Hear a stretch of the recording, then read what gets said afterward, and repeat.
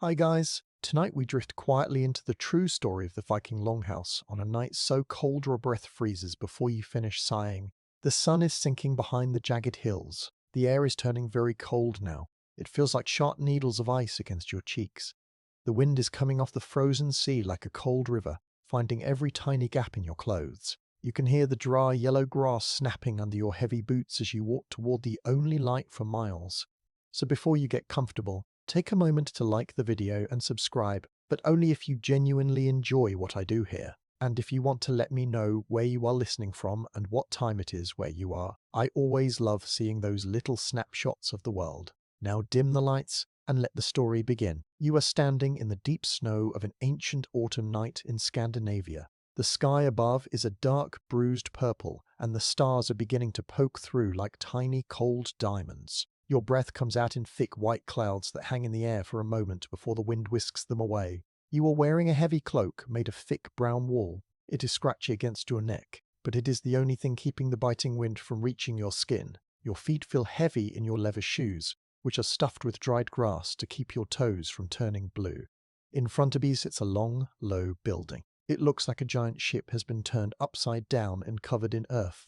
This is the Long House. It is the heart of everything. It is a shield made of wood, mud, and grass, standing strong against the winter. You walk toward the heavy wooden door. It is made of thick oak planks, and you can see the marks where an iron axe chopped the wood many years ago. As you reach out to push it open, you feel the rough grain of the wood under your fingers. It is cold, so cold that it feels sticky. You push the door. It is heavy and slow to move. It creaks on its hinges, a deep, tired sound that echoes in the quiet night. As the door opens just a crack, a wave of warmth hits you. It is not the bright, dry warmth of a modern heater.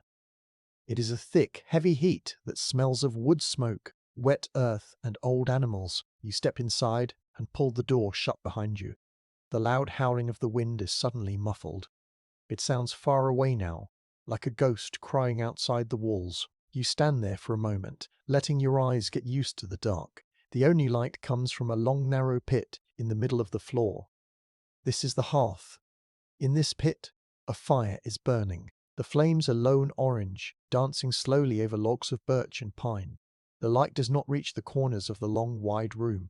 Instead, it throws long, shaky shadows against the walls. You look up and see the rafters high above.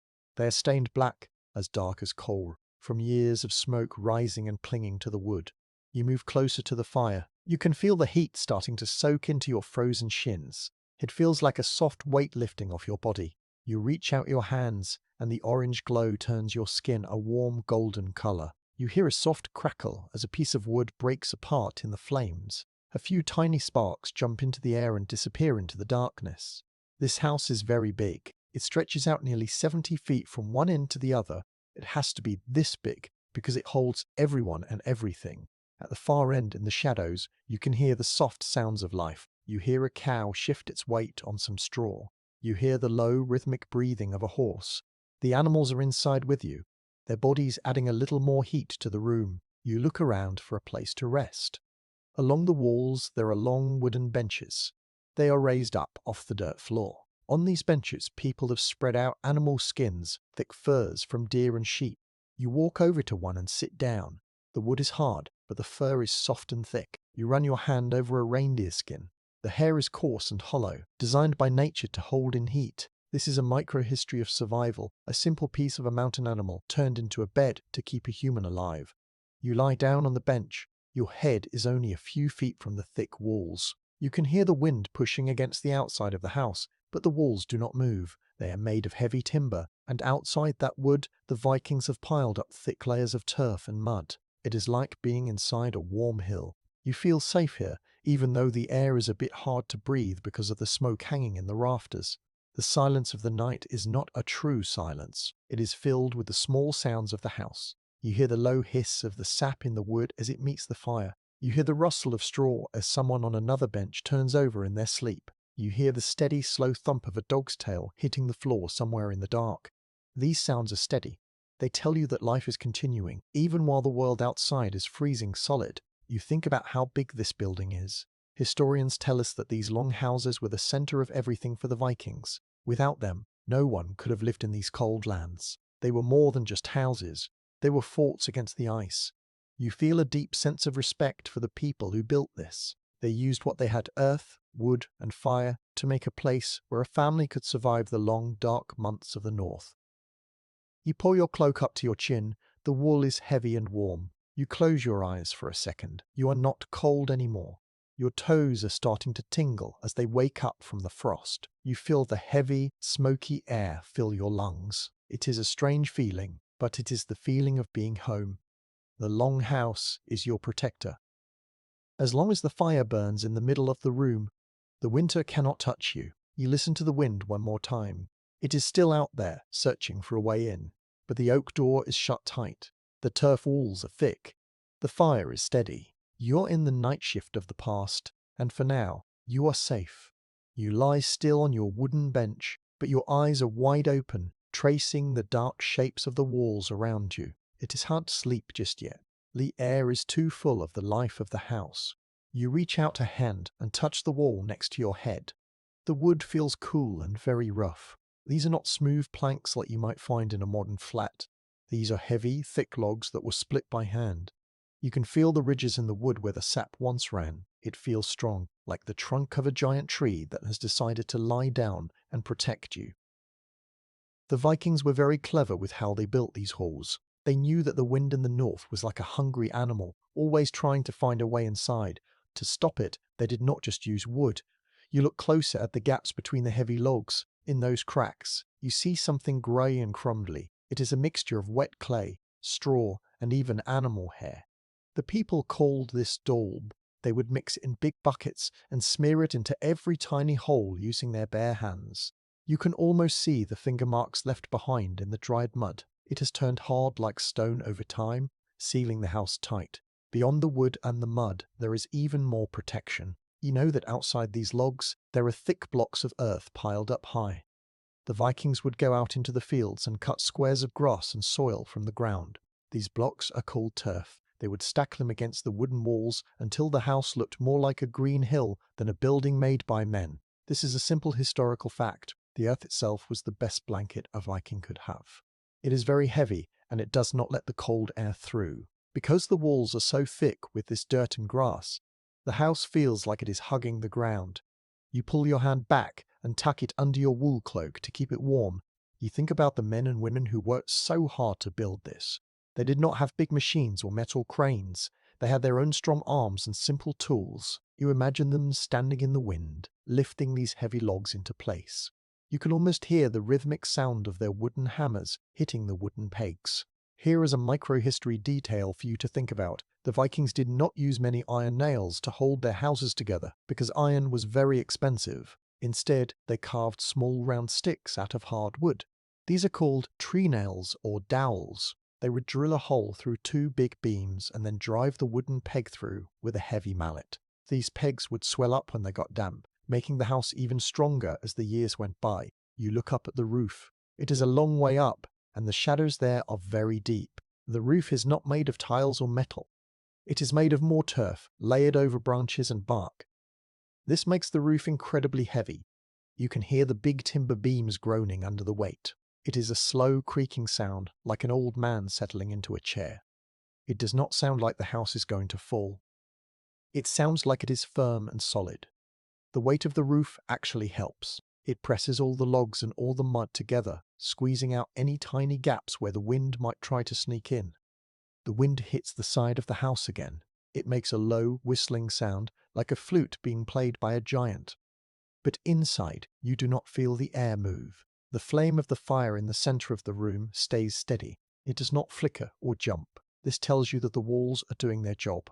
The mud, the wood, and the thick layers of earth are holding the night at bay. You are sitting in a pocket of stillness. Take a moment now to just listen. The house is very quiet for a second. The wind outside seems to pull back its breath. In this silence, you can hear the deep, muffled sound of the snow falling on the roof. It is a soft, heavy sound, like someone laying a thick quilt over the house. The snow will pile up tonight, foot after foot, until the whole long house is buried under a white shell. This snow will actually help the turf. It adds another layer of warmth, trapping the heat of the fire inside. It is a strange thing to think about, that the cold snow can help keep a person warm. But here, in the north, it is true. The walls around you are not just straight and flat. They lean inward just a little bit. This was a very smart way to build. It makes the house stronger against the weight of the snow and the push of the wind. It makes the room feel smaller and cozier than it really is. You feel like you are inside a big wooden rib cage. The house is like a living thing, breathing slowly as the fire burns and the people rest. You can smell the damp earth of the walls. It is a rich, heavy smell, like a forest after a long rain. It reminds you that you are close to the ground, safe and tucked away. You shift your weight on the straw. It crinkles loudly in the quiet room. You think about the floor beneath you. It is made of hard, packed dirt. Over many years, thousands of feet have walked across this floor, packing the soil down until it is as hard as a pavement. The Vikings would sometimes spread fresh rushes or sweet-smelling herbs on the floor to keep it clean. But tonight, it is just the dark, cold earth. Being up on this wooden bench is much better. The bench keeps you away from the damp floor, and it lets the warm air from the fire wrap around your legs. The logs in the wall are very dark now. The fire has burned down a little, and the orange light is fading into a deep, soft red.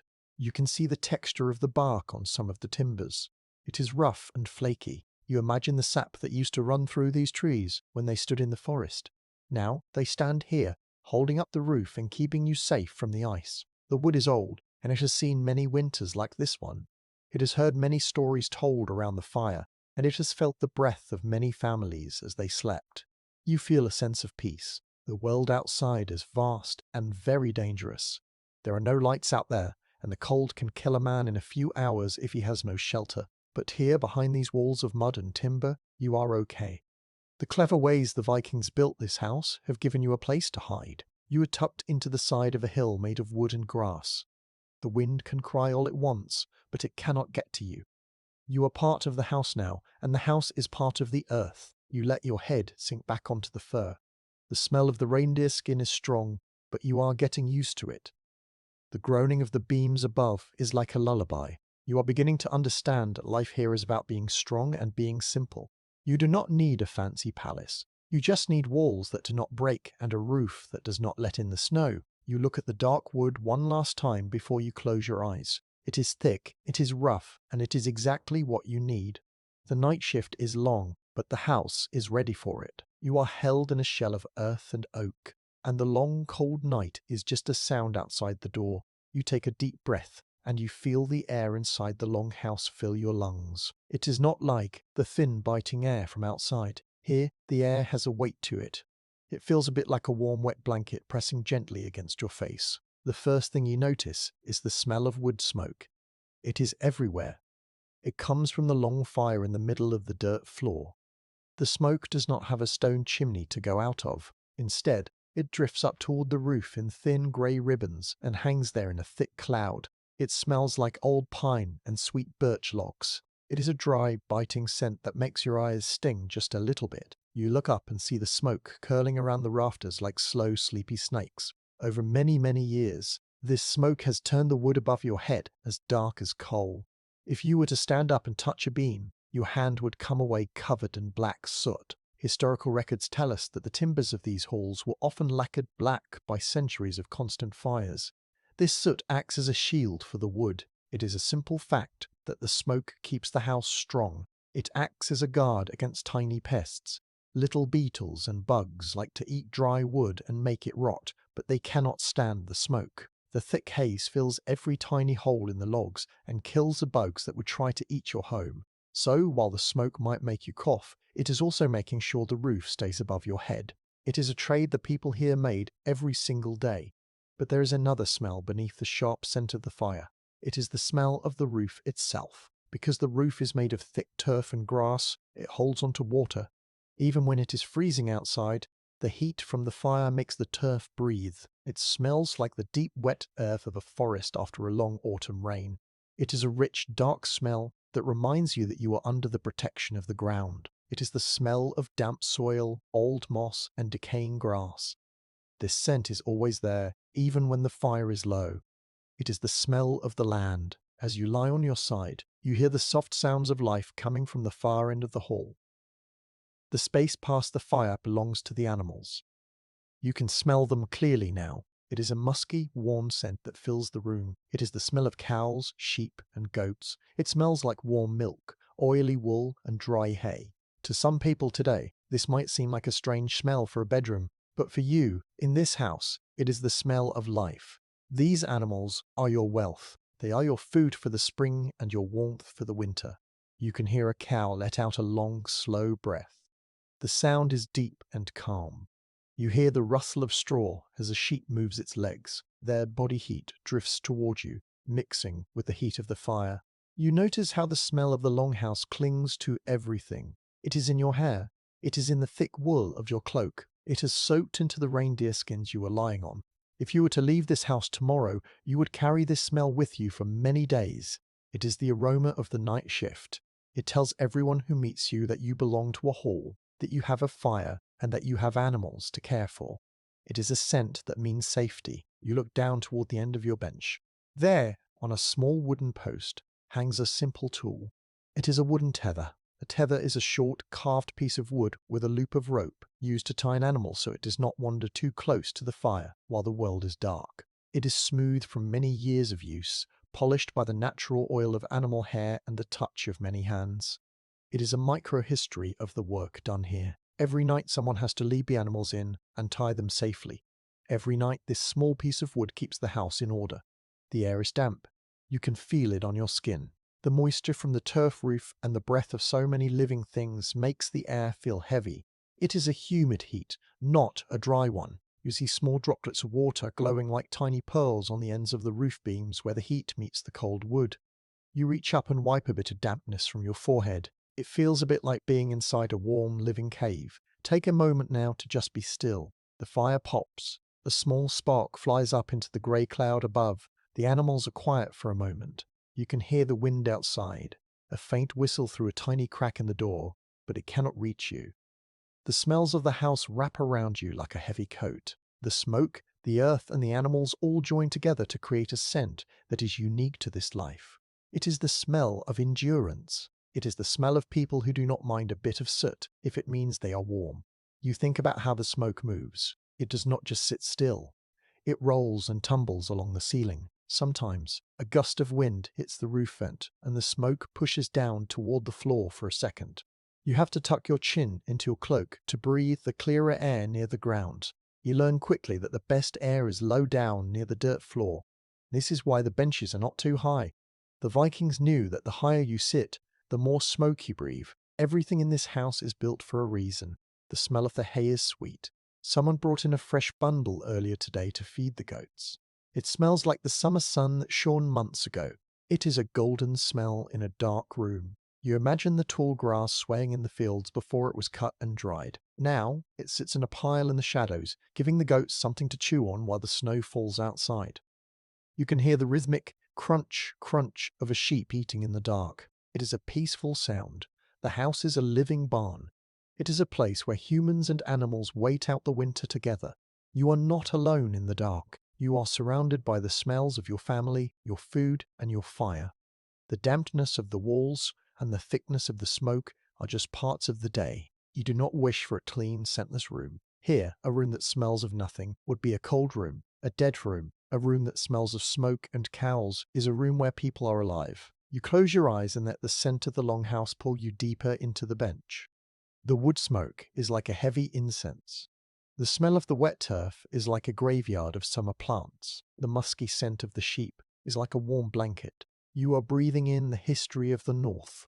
You are breathing in the very things that make survival possible. As you drift closer to sleep, the smells become a blur. They are just the smell of home. They are the smell of the night watchman's world, where every breath is a reminder that the fire is still burning and the animals are still safe. You turn your body on the soft animal skins and look toward the middle of the room. This is where the life of the long house lives.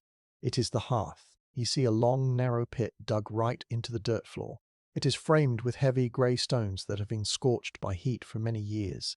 This fire is not like a small fire in a modern house. It is a long line of glowing embers and dancing flames that stretches down the center of the hall. For the Vikings, this fire was the most important thing they owned. Without it, the house would be as cold as the ice on the mountainside. You can feel the heat coming from the pit in slow, steady waves. It hits your face and your chest like a warm hand. Here is a historical fact about these fires. In some very big halls, the hearth could be over 20 feet long. It was the only heater, the only light, and the only stove for everyone in the building. Because the house is so big and the walls are so thick, the fire has to be large to keep the air from freezing. The stones around the edge of the pit are hot to the touch. They hold on to the heat long after the flames go down, acting like big, warm bricks that keep the floor from getting too damp.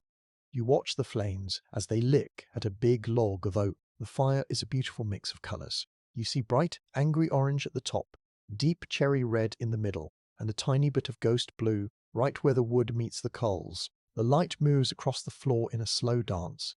It makes the shadows of the roof beams grow long and then shrink back again. You see the light reflecting in the eyes of the people sitting on the other side of the hall. Their faces look golden in the firelight, their wrinkles and tired lines softened by the warm glow. Near the end of the fire pit, you see a special tool standing over the flames. It is a tall, three-legged stand made of black iron. This is a tripod. It has a long chain hanging from the top with a heavy iron hook at the end. This is your micro-history detail for the night. The tripod was a very clever piece of equipment. By moving the hook up or down the chain, the cook could change how much heat reached the pot. Tonight, a large iron pot hangs there, its bottom covered in black soot. Inside, a thick stew has been bubbling for hours. You can hear the soft glup glup sound of the liquid as it thickens. Even now, the smell of simmered meat and onions drifts through the air, making the room feel even more like a safe home. You slide off your bench for a moment and walk slowly toward the hearth. The dirt floor is cold under your feet, but as you get closer to the stones, the ground starts to feel warmer. You sit down on a small wooden stool near the edge of the fire. The heat is much stronger here. It makes your skin prickle, and you can feel the moisture in your wool cloak starting to turn into steam. You see a faint white mist rising from your shoulders. It is the damp from the snow outside finally leaving your clothes. It feels good to be this close to the heart of the house. Take a moment now to just stare into the glowing coals. The room is very quiet. You hear the slow rhythmic hiss pop of the wood as a tiny pocket of sap gets too hot and bursts. You see a small cloud of grey ash float up from the pit and vanish into the darkness above. In this silence, the fire is the only voice you hear. It is a steady, comforting sound. It tells you that as long as the wood lasts, the winter cannot win. You feel a deep sense of calm. The fire does not care about the storms outside. It only cares about burning. You look at the fuel piled up near the end of the hearth. There are thick logs of birch, which burn bright and fast, and heavy pieces of peat. Peat is a special kind of fuel made from old, dried-out bog plants. It is dark and crumbly, and it burns very slowly with a deep, earthy smell. The Vikings used peat when wood was hard to find. It stays hot for a very long time, glowing like a secret heart deep under the ash. It is the perfect fuel for a long night shift, as it does not need to be fed every few minutes. You see a woman move quietly from the shadows. She carries a heavy wooden bucket filled with more peat. She does not speak. She simply kneels by the fire and uses a pair of iron tongs to move the coals. She adds a few more pieces of the dark turf to the pile. You watch her hands, which are rough and stained from work. She moves with a slow, careful rhythm, making sure she does not wake the people sleeping on the benches. She is the guardian of the flame tonight. When she is done, she nods to you and disappears back into the dark part of the hall. The light from the hearth is the only thing that lets you see the rest of the house. Without it, the longhouse would be a black hole. You can see the carved posts that hold up the roof. They're decorated with simple patterns of twisted knots and snakes. In the flickering light, the carvings seem to move, as if the snakes are wiggling up the wood. It is easy to see how people in the old days believed in magic and spirits. When the light is this shaky and the shadows are this deep, your mind starts to see things in the corners. But the warmth of the fire reminds you that you are in a real place, made of real wood and stone. You feel your eyes getting heavy. The heat from the pit is making you very sleepy. It is a different kind of tired than you feel at the end of a normal day. It is a deep, heavy tiredness that comes from being safe after a long time in the cold. You stand up and walk back to your bench, feeling the warmth follow you like a golden cape. You climb back onto the reindeer skins and pull the wool cloak over your body once more. The long fire is still there, glowing in the middle of the room. It is like a long, bright spine that holds the whole house together. You can hear the fire breathing a soft, rushing sound of air being pulled into the heat. You know that as you sleep, the fire will stay away. It will continue its work, pushing back the shadows and keeping the frost away from your toes. You feel a great deal of gratitude for these simple grey stones and the orange light they hold. The night shift is easier when you have a friend as strong as the fire. You close your eyes and the last thing you see is the soft red glow reflected on the dark rafters above. The house is warm, the stew is quiet, and the fire is watching over you. You lie on your back and look up. Between you and the dark rafters, there is a thick grey curtain. It is the smoke. It does not stay in one place. It moves like a slow, heavy river made of ghost mist.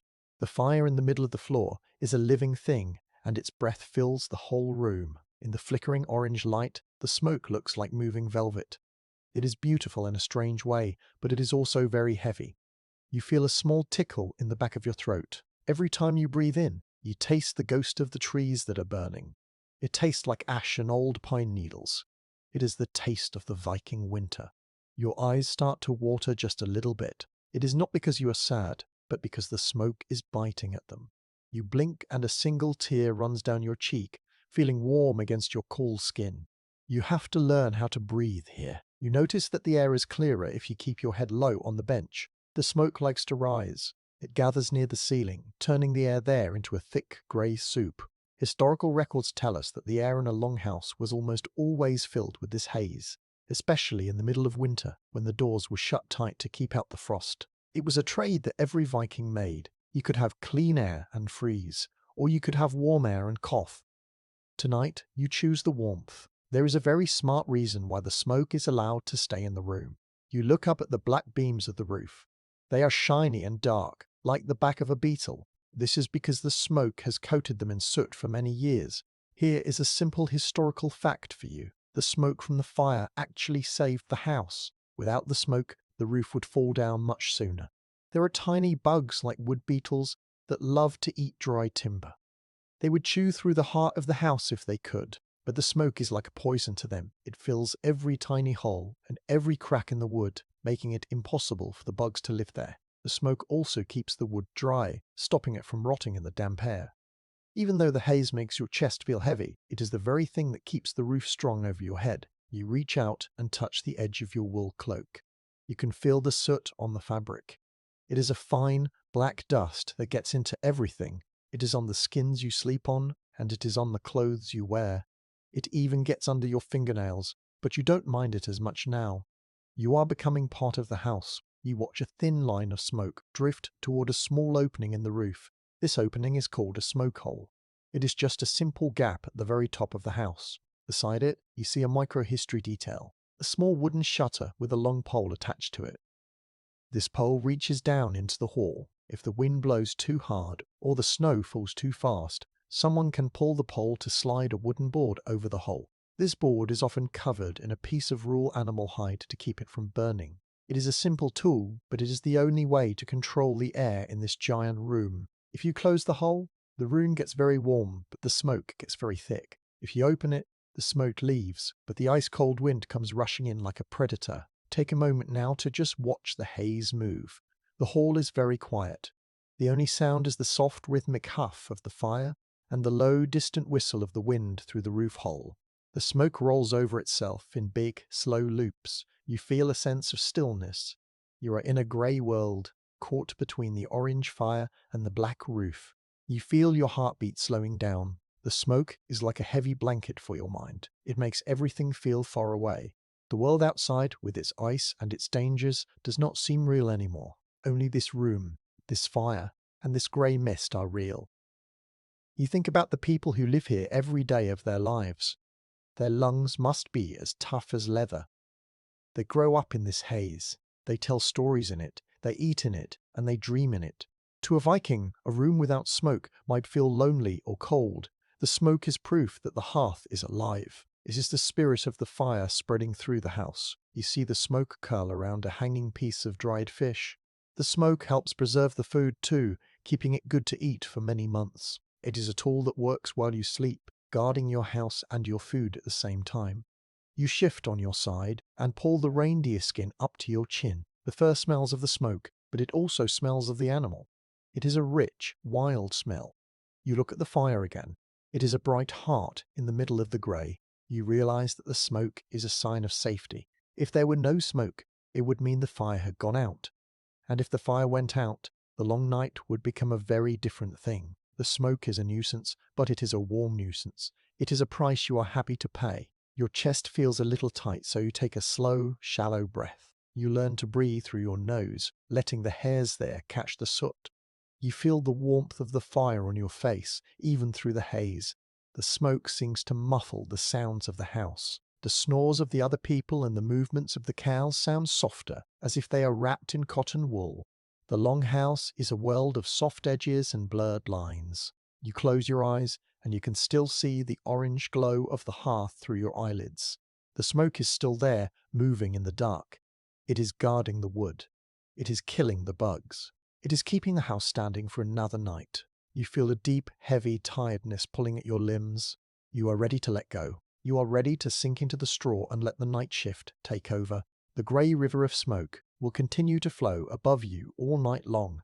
A silent, grey guardian that tastes of ash and smells of home. You breathe out one last time, a long, slow sigh that joins the haze in the rafters, and you let the stillness of the long house wrap around you. You lie very still, letting the darkness of the hall wrap around you like a heavy velvet cloak. You have stopped trying to see with your eyes, for the fire is now just a low red eye in the middle of the floor. Instead, you begin to see with your ears. The long house is not a silent place. It is never truly quiet. It is a building that speaks to you in many different voices. If you listen closely, you can hear the heartbeat of the house itself. It is a slow, steady pulse made of many small sounds that all fit together. The first voice you hear is the wind. Outside, the night is wide and wild. The wind comes down from the cold mountains and rushes over the flat fields of snow. It hits the longhouse with a deep, heavy thud. You can feel the vibration in the wooden bench beneath your body. It is a low hum that starts in the earth and travels up through the heavy oak posts.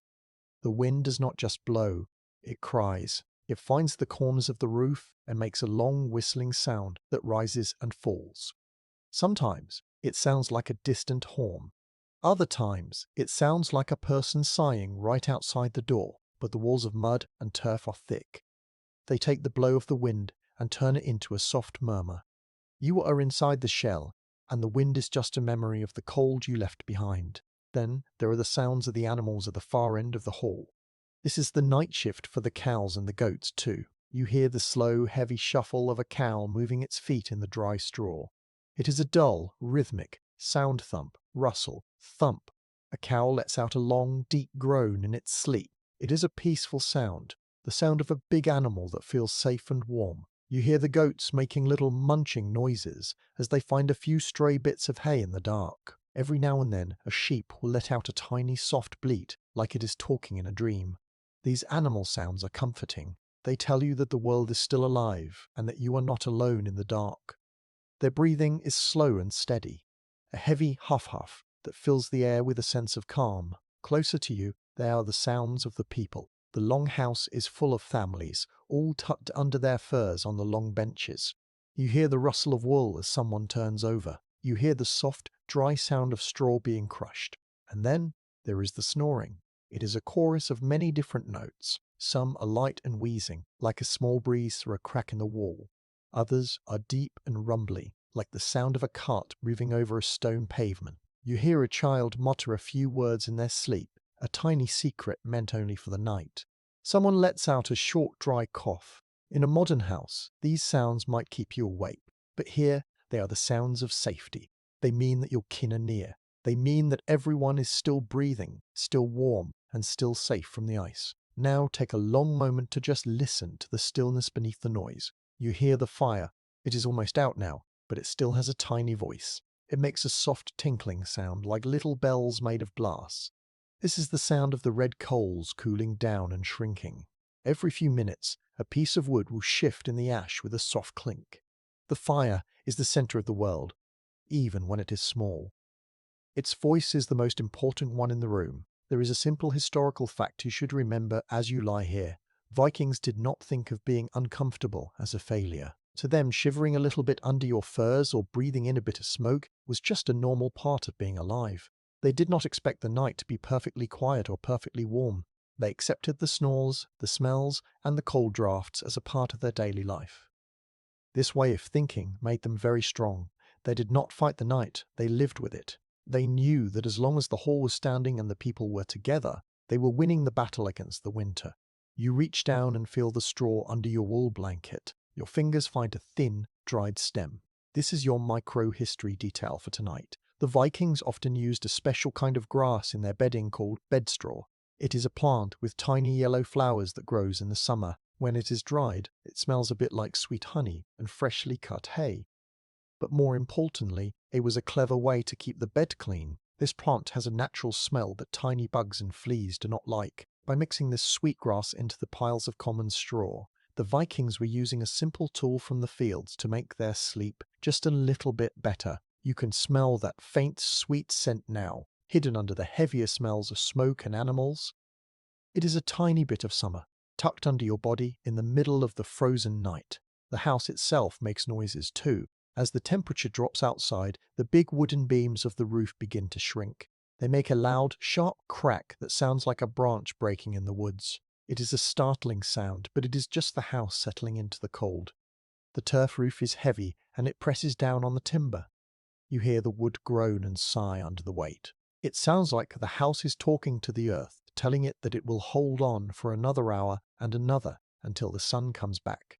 The rhythm of the hall is a heavy, slow thing. It pulls at your mind, making your thoughts feel fuzzy and warm. You listen to the breath of the child on the next bench. You listen to the rustle of the goats. You listen to the wind crying at the door. All these voices join together to tell you the same thing. You are safe. You are warm. You are home. The night shift of the past is a noisy one, but it is a noise that holds you close. It is a sound that keeps you from feeling small in the vast, empty dark of the north. You feel your own breathing start to match the rhythm of the house. You breathe in the sweet bedstraw and the old smoke. You breathe out a long, slow sigh that disappears into the shadows. The hall continues to speak, but its voice is getting softer now, like a story that is coming to an end. You are sinking deeper into the furs, and the voices of the long house are becoming a blurred, gentle hum. The wind, the animals, and the snoring people all fade into one single soft sound. It is the sound of survival. It is the sound of the watchman's world, where even the smallest noise is a sign of life. You let the voices carry you away, drifting into a dream where the wind is just a song and the house is a mountain of wood and gold. You shift on the wooden bench, feeling the cold air crawling over the edge of your fur blanket. The fire in the middle of the floor has shrunk to a pile of glowing red jewels, and the warmth it sends out is not as strong as it was when you first lay down. The air in the longhouse is turning sharper now. You can feel the chill touching the tip of your nose and the tops of your ears. It is a quiet, sneaky cold that tries to find any bit of skin that is not covered. To stay warm during this part of the night, you have to do something very simple. You have to move closer to the people around you. In the Viking world, there is no such thing as a private bedroom. There are no walls between you and the rest of your family. You are all together on these long, wide benches. To your left is your brother, and to your right is your cousin. You can feel the heat coming off their bodies through their thick wool tunics. It is a steady, living heat that never goes out. When you press your shoulder against theirs, it feels like sitting next to a small, soft stove. This is a simple historical fact. Viking families lived and slept in one big group because shared body heat was a tool for survival. By huddling together, you turn the bench into a nest that stays warm even when the frost tries to get inside. You pull your heavy wool cloak up higher. It is a large, square piece of fabric that has been woven by hand on a tall wooden loom. It is thick and heavy, designed to keep out the rain and the snow. Here is your micro-history detail for tonight. Your cloak is held together at your shoulder by a large pin made of dark bronze. It is called a ring pin. It has a sharp needle and a round loop that jingles softly when you move. This pin is very important because it turns your clothes into a blanket. Without it, your cloak would slip off in the night and the cold would find you. You can feel the cold metal of the pin against your collarbone, a small reminder of the clever tools the Vikings made to keep their world together. You tuck your hands into the space between your body and the person next to you. You can feel the rhythm of their breathing. It is slow and deep. When they breathe in, you feel their ribs move against your arm. When they breathe out, you hear a long, soft sigh. Soon, your own breathing starts to match theirs. You're all moving together, like one big, quiet animal resting in the dark. It feels safe to be part of this group. You are not a lonely person fighting the winter by yourself. You are part of a pack. If the cold gets too strong, you have more blankets and more bodies to pull closer. Take a moment now to just feel the warmth of the people near you. The hall is very still. The only light comes from the dying embers, which cast a faint, ruby-red glow across the straw. You listen to the heartbeat of the person next to you. A tiny, steady thump-thump that sounds like a small drum. In this moment of silence, you realize that the Longhouse is not just a building made of wood and mud. It is a place made of people. The warmth you feel is the warmth of your kin. It is a quiet, powerful feeling that makes the scary, dark world outside feel much smaller. You think about how different this is from the world you know. Today, people like to have their own space and their own quiet rooms. But for a Viking, being alone at night would be a very frightening thing. It would mean you were cold, and it would mean you were in danger. Here, the closeness of others is a comfort. You do not mind the smell of your brother's wool tunic or the way your cousin snores right in your ear. These things are signs that you are not alone. You are surrounded by life. The crowded bench is a place of honor and safety. The straw beneath you rustles as you settle deeper into the furs. The reindeer skin is thick and holds the heat perfectly. Underneath the fur, you have spread out layers of woolen cloth. The wool is scratchy, but it is very good at trapping the warm air from your body. You feel like you are being hugged by the house itself. The heavy beams above and the thick walls around you are like a big wooden shell. And inside that shell, your family is the warm heart. The drafts from the door are still trying to find a way in. You hear a tiny whistle as the wind pushes through a crack in the oak planks. But before that cold air can reach you, it has to travel across the whole wide hall. It has to pass the fire, and it has to pass the other benches. By the time it gets to you, it is weak and tired. You pull your feet up and tuck them under the heavy cloak. You can feel the toes of the person next to you. They are warm too. Everyone is helping everyone else to stay alive through the night. You look toward the fire pit. A small piece of charcoal falls over and sends up a single tiny spark. It drifts up and vanishes into the grey smoke hanging in the rafters. You think about the night shift and how it never truly ends in the winter. Someone will wake up soon to put more wood on the fire. Someone will stir to check on the sheep, but for now, your only job is to stay close and stay warm. You are part of the living quilt of the Longhouse. Your head feels heavy and your eyes want to close. The steady warm pressure of your kin against your side is like a soft lullaby. It tells your brain that everything is okay. You do not have to worry about the ice on the grass or the snow piling up against the turf walls. You only have to breathe. The warmth of the person next to you flows into you, and your warmth flows into them. It is a quiet trade that happens every night. As you fall deeper into sleep, the sounds of the hall become a blur. The snoring, the rustle of straw, and the distant groan of the cows all melt together. You feel the weight of the wool cloak and the soft prickle of the bronze pin. You are tucked in tight. The winter is big and cold, but you are in a line of strong people, and together you are warmer than any fire. You let go of the day and let the shared heat of the house carry you into your dreams. The Longhouse is full, the bench is warm, and you are exactly where you belong. You lie on the bench, and your eyes follow the line of the wall next to you. It is a very strange feeling to know that just a few inches from your head, the world is frozen, but you do not feel the wind. You do not feel the ice. This is because the walls of the Longhouse are not just made of wood. They are made of the earth itself. You reach out a finger and touch the dark, damp surface of the wall. It feels dense and very cold, but it is solid. This is the turf. The Vikings were very clever to use the ground as a blanket for their homes. A historical fact you should know is that a Viking wall could be more than 3 feet thick. They did not just put up a thin piece of wood. First, they built a frame of strong oak or birch. Then, they went outside and cut thick blocks of sodgrass and dirt, still held together by roots from the fields. They stacked these blocks one on top of the other, just like bricks. They filled the gaps with wet mud and clay. By the time they were finished, the house was wrapped in a massive shell of soil. This shell is what keeps you alive tonight. It is so thick that the howling wind outside cannot shake the house. It is so heavy that the heat from the central fire cannot escape. You can smell the earth as you lie there. It is a deep, rich smell. It smells like the roots of the grass and the old rain that fell weeks ago. It is a quiet, heavy smell that makes you feel very safe. It is as if you are sleeping inside a small mountain.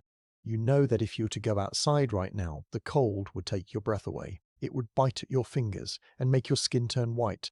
But inside this cocoon of mud and sod, the air is still. The night shift in the north is only possible because the Vikings learned how to hide inside the earth. Near your head, tucked into a small crack in the timber frame, you see a tiny tool. It is a bone needle. It is carved from the leg bone of a deer and polished until it is as smooth as glass.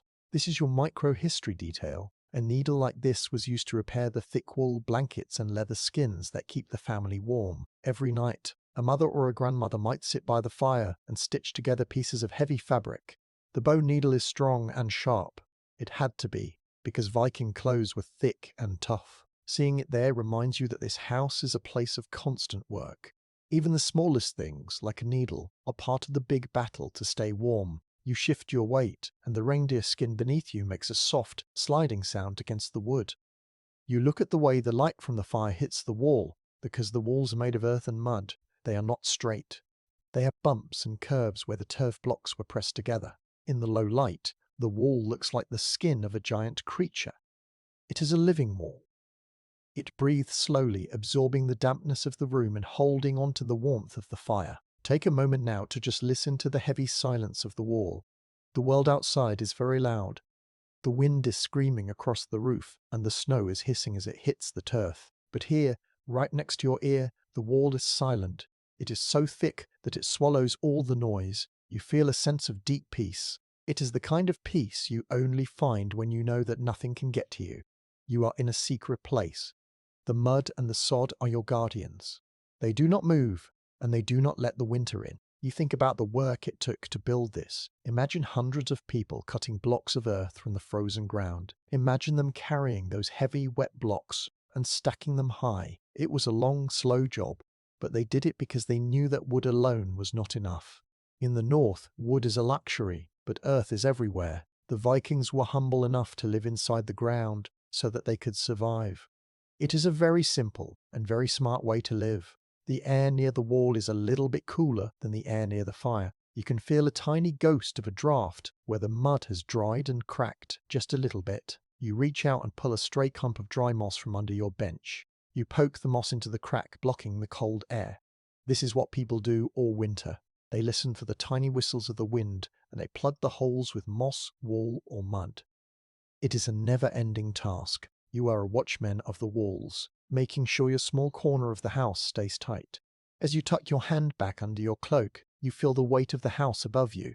The turf on the roof is even thicker than the turf on the walls. It is a massive burden for the wooden beams to carry, but the beams are strong, and they hold the weight with a slow, steady groan. You are being protected by thousands of pounds of earth and wood. It is a heavy, solid feeling that makes your heart beat slowly and calmly. You are not floating in a thin tent. You are anchored to the world. The smell of the wet earth mixes with the smell of the wood smoke. It is a comforting blend. It reminds you that man and nature are working together here. The trees gave their wood, and the earth gave its sod. Together, they have made a place where a person can dream while the blizzard rages. You feel your eyelids getting heavier. The dark, bumpy surface of the wall is the last thing you see before you drift off. You're sinking into the bench, and the wall is like a giant shoulder leaning over you. It is cold on the outside, but it is holding the warmth of the fire on the inside. You are part of the night shift, watching the world through your ears while you hide in your burrow of oak and earth. The long house is strong. The turf is thick. The winter is far away on the other side of the mud. You let go of your thoughts and let the heavy, silent protection of the earth carry you into a deep and dreamless sleep. You lie very still on your bench, listening to a new sound. It is a sound that is almost not a sound at all. It is the soft, heavy hush of the snow. Outside, the blizzard has passed, but the flakes are still falling. They are big and wet, falling straight down through the dark air. You can hear them landing on the turf roof above your head. It is a tiny, muffled tapping, like thousands of fairy fingers touching the grass. Tap, tap, tap. Each flake is small and light, but there are millions of them, and they are beginning to pile up. You look up at the rafters, and you feel the weight of the sky pressing down. The snow is growing thicker by the hour. It is sliding over the edges of the roof and piling up against the turf walls. A simple historical fact you should know is that for a Viking, a big snowstorm was often a gift. While it made the world outside very dangerous, it made the longhouse much warmer. The snow acts like a giant white blanket. It is full of tiny pockets of air that trap the heat of the fire inside the house. As the snow buries the longhouse, it seals up every tiny crack in the mud and every small gap in the door. It stops the wind from even touching the walls. You can feel the difference already. The air inside the hole feels a little bit thicker and a little bit warmer. The drafts that were dancing around your ankles earlier have gone quiet. The snow has turned your home into a secret room hidden away from the world. You are inside a cocoon of white. If you were to walk outside right now, you would see nothing but a smooth, white mound with a little bit of grey smoke drifting out at the top. The house has disappeared into the landscape, becoming part of the frozen earth. You reach down into the shadows beneath your bench. Your hand finds a smooth, cold object. You pull it out into the dim light of the embers. It is a snow shovel, but it's not like the ones you see today. This is a micro-history detail for you to hold in your mind. This shovel is carved from a single wide piece of maple wood. There are no metal parts and no nails. It is one solid shape, worn smooth by the grip of many hands over many winters. It is wide and flat, used to clear a path from the door to the well or to the barn. Even though you are resting, the sight of the shovel reminds you that when the sun comes up, there will be hard work to do. You will have to dig your way out of your own home. But for now, the shovel stays in the dark and the snow stays on the roof, doing its silent work of keeping you warm. Take a moment now to just listen to the muffled world. The longhouse feels even quieter now. The snow is so thick that it swallows all the noise from the forest. You cannot hear the trees cracking in the cold anymore. You cannot hear the distant cry of a wolf or the sound of the frozen river.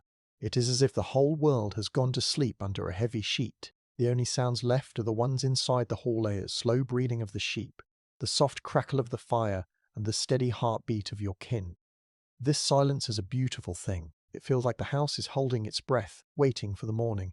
You watch the smoke as it rises from the hearth. It moves slowly now, as if it is tired. It reaches the smoke hole at the top of the roof, but the snow has gathered around the opening, making it smaller. This keeps even more of the heat inside. You see the light from the fire reflecting off the white crystals of snow that have fallen through the hole and landed on the stones. They sparkle for a tiny second, like fallen stars, before they melt away into the ash. The heat in the room is soft. It is not a burning heat, but a gentle, steady warmth that has soaked into the very wood of the benches and the very dirt of the floor. You feel it in your bones. Your legs, which were aching from the cold earlier, now feel heavy and relaxed. You shift your head on the reindeer's skin, finding a soft spot. The fur is warm and the wool cloak above you is warm and the house itself is wrapped in the warmth of the snow. You are safe in the middle of a frozen sea. You think about how the snow looks outside. It is a deep, pure white glowing under the moon. It is beautiful, but it is also a wall. You are a prisoner of the winter, but it is a prison that keeps you alive. The Vikings did not try to fight the snow. They did not try to push it all away.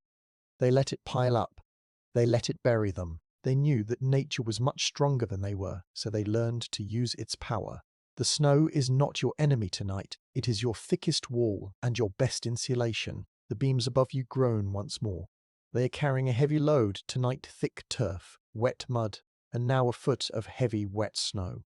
But the oak is strong. It has held up many winters before this one, and it will hold up many more. You feel a deep trust in the house. It was built by people who knew the snow, and it was built to survive. You are part of a long line of people who have slept under this same roof, listening to the same muffled silence of the falling flakes. The air is very still. You can see the tiny bits of dust and soot floating in the faint red light. They move slowly, like tiny insects dancing in the heat. You breathe in slowly, feeling the dampness of the room. It is a comfortable dampness now, not a cold one. It feels like the breath of the earth itself.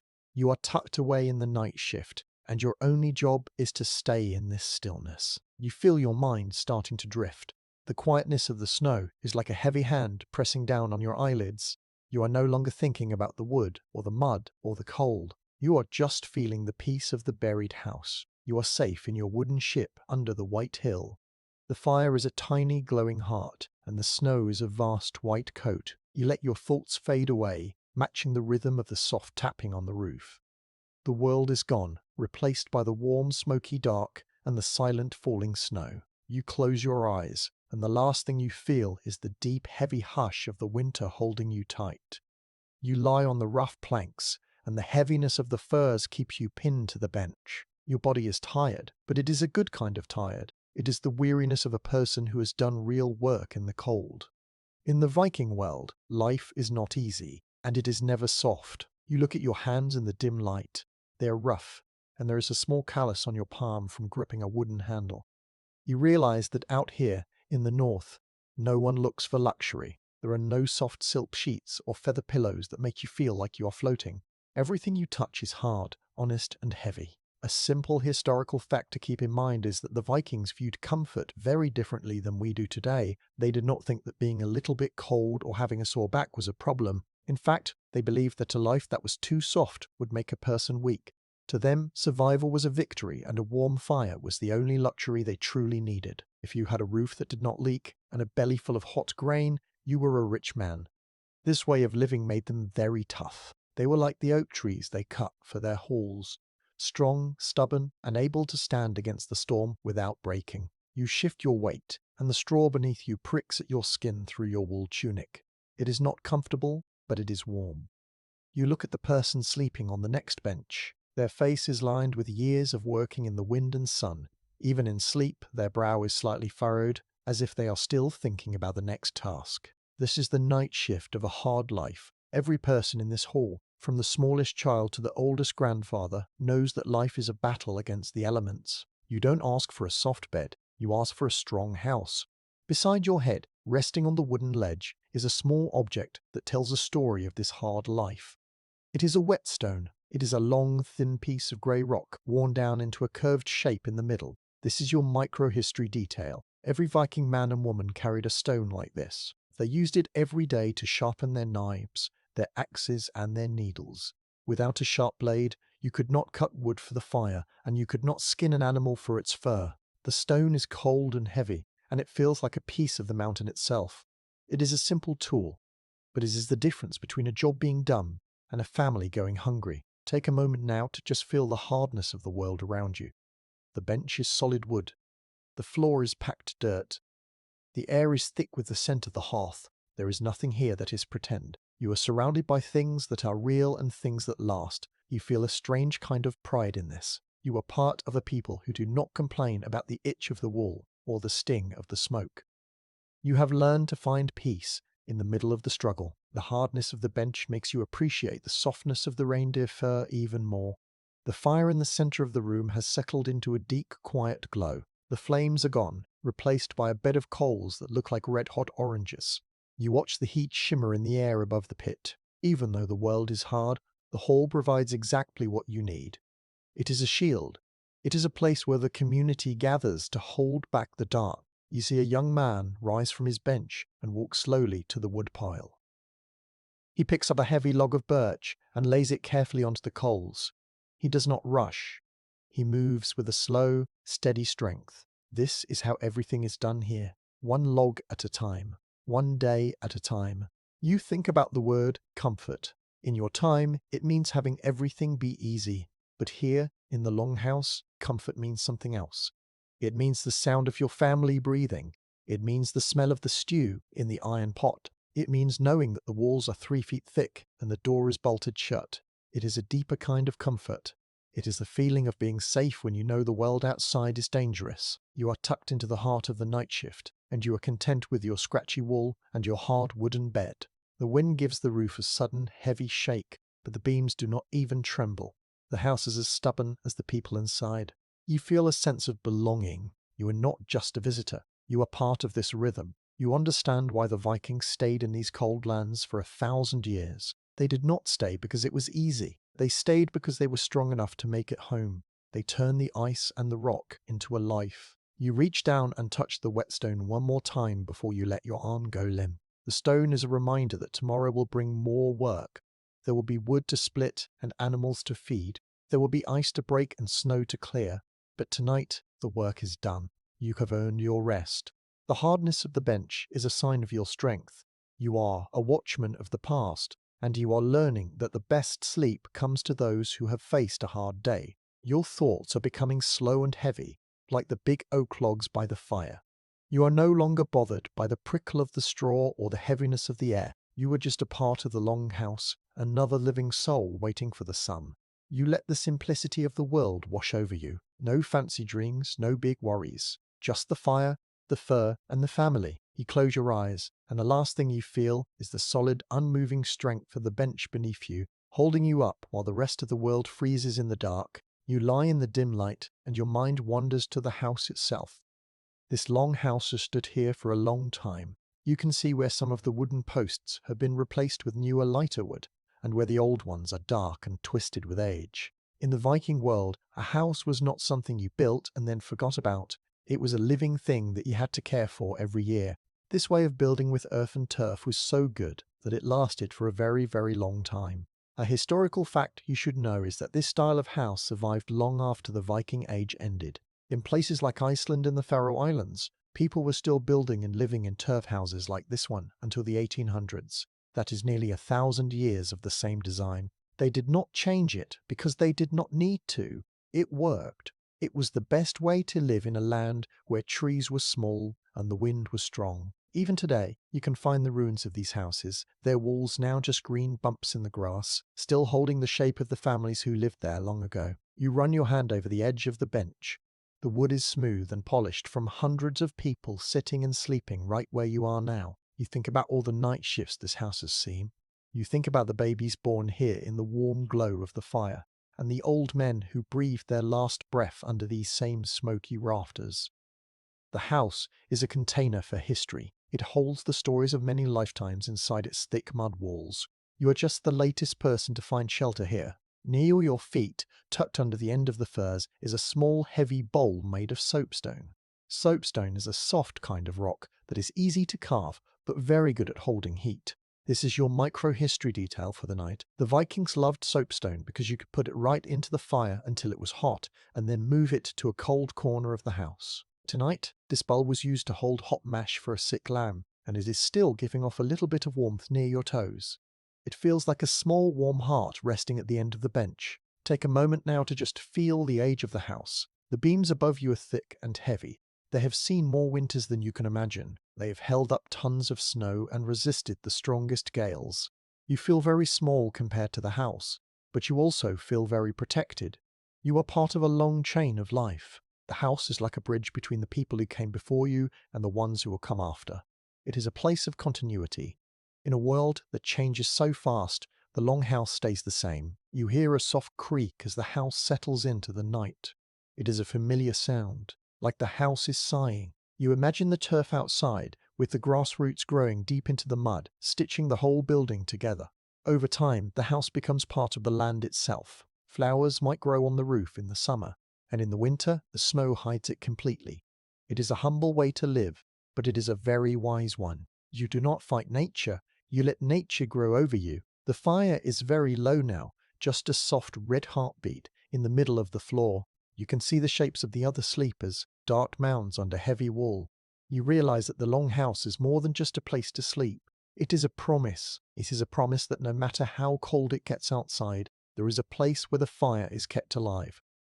There is a place where you can belong. For 1,000 years, this promise was enough to keep people in the north. You pull your cloak tight around your shoulders. The wool is heavy and smells of the house. You are starting to feel very drowsy. The weight of the history around you is like a soft pressure on your chest, helping you to sink into the straw. You are not just sleeping in a room. You are sleeping in a tradition. You are tucked into a way of life that has stood the test of time, century after century. The night shift is quiet now. The wind has died down to a whisper, and the animals are all still. You feel a deep sense of gratitude for the turf and the timber. You are glad that the Vikings were so practical. You are glad they built things to last. As you drift off, you imagine the green grass of the next summer growing on your roof, reaching for the sun while you rest in the cool, dark earth below. You close your eyes, and the house holds you close, 1,000 years of safety wrapped around your soul. You lie on your side, and the glow from the dying fire is just strong enough to let you see the walls one more time. You look at the heavy timber posts that hold up the roof. They are not the brown color of fresh wood anymore. They are a deep, shiny black, as dark as the middle of the night. This is soot. For as long as this house has stood, The smoke from the hearth has been rising and clinging to every surface. It has painted the house in a layer of coal dust. You reach out a finger and touch the wood. It feels smooth, almost like polished stone, and your fingertip comes away with a smudge of black on it. This soot is a mark of time. A historical fact to remember is that you can tell how old a longhouse is by looking at how thick the soot is on the beams. In very old houses, the black layer is so deep that it fills in the carvings and the cracks in the wood. It is like the house is wearing a coat made of shadows. But this soot is not just dirt. It is a sign of life. Every bit of black on that wall came from a fire that kept a family warm. Every smudge represents a meal cooked and a night survived. The black walls are like a giant book, holding the memories of every fire that ever burned here. You notice that the soot makes strange patterns on the wood. In some places where the heat was very high, the soot is hard and shiny. In other places where the air was cooler, it is soft and fuzzy like velvet. You see the way the light from the embers catches the shine of the black wood. It looks like the house is made of obsidian or dark glass. It is beautiful in a quiet, heavy way. You realize that the Vikings did not try to scrub the soot away. They lived with it. They let the fire mark their home just as the winter marked their lives. Next to the post, you see a small wooden box tucked into a hole in the mud wall. You reach in and pull out a piece of dried fat. This is your micro-history detail. This is animal tallow, and it was used to rub onto the wooden tools and the leather hinges of the door. Because the house is so smoky, the wood can get very dry and brittle. The fat keeps the wood from cracking and protects it from the damp air. Even the black soot helps in its own way, sealing the grain of the wood. You rub a bit of the fat onto the bench next to you, watching the dark wood soak it up. This small act of care is part of the night shift. Everything in the house needs to be fed the fire, the people, the animals, and even the wood. Take a moment now to just look at the dark patterns around you. The hall is a world of shadows. The black walls make the room feel like it has no edges. It is as if you are floating in a dark cloud, with only the red fire to show you where you are. You feel a sense of mystery. In the modern world, everything is bright and clean. But here, the darkness has a weight. It is a thick, protective darkness. You feel like the house is hiding you from the eyes of the world.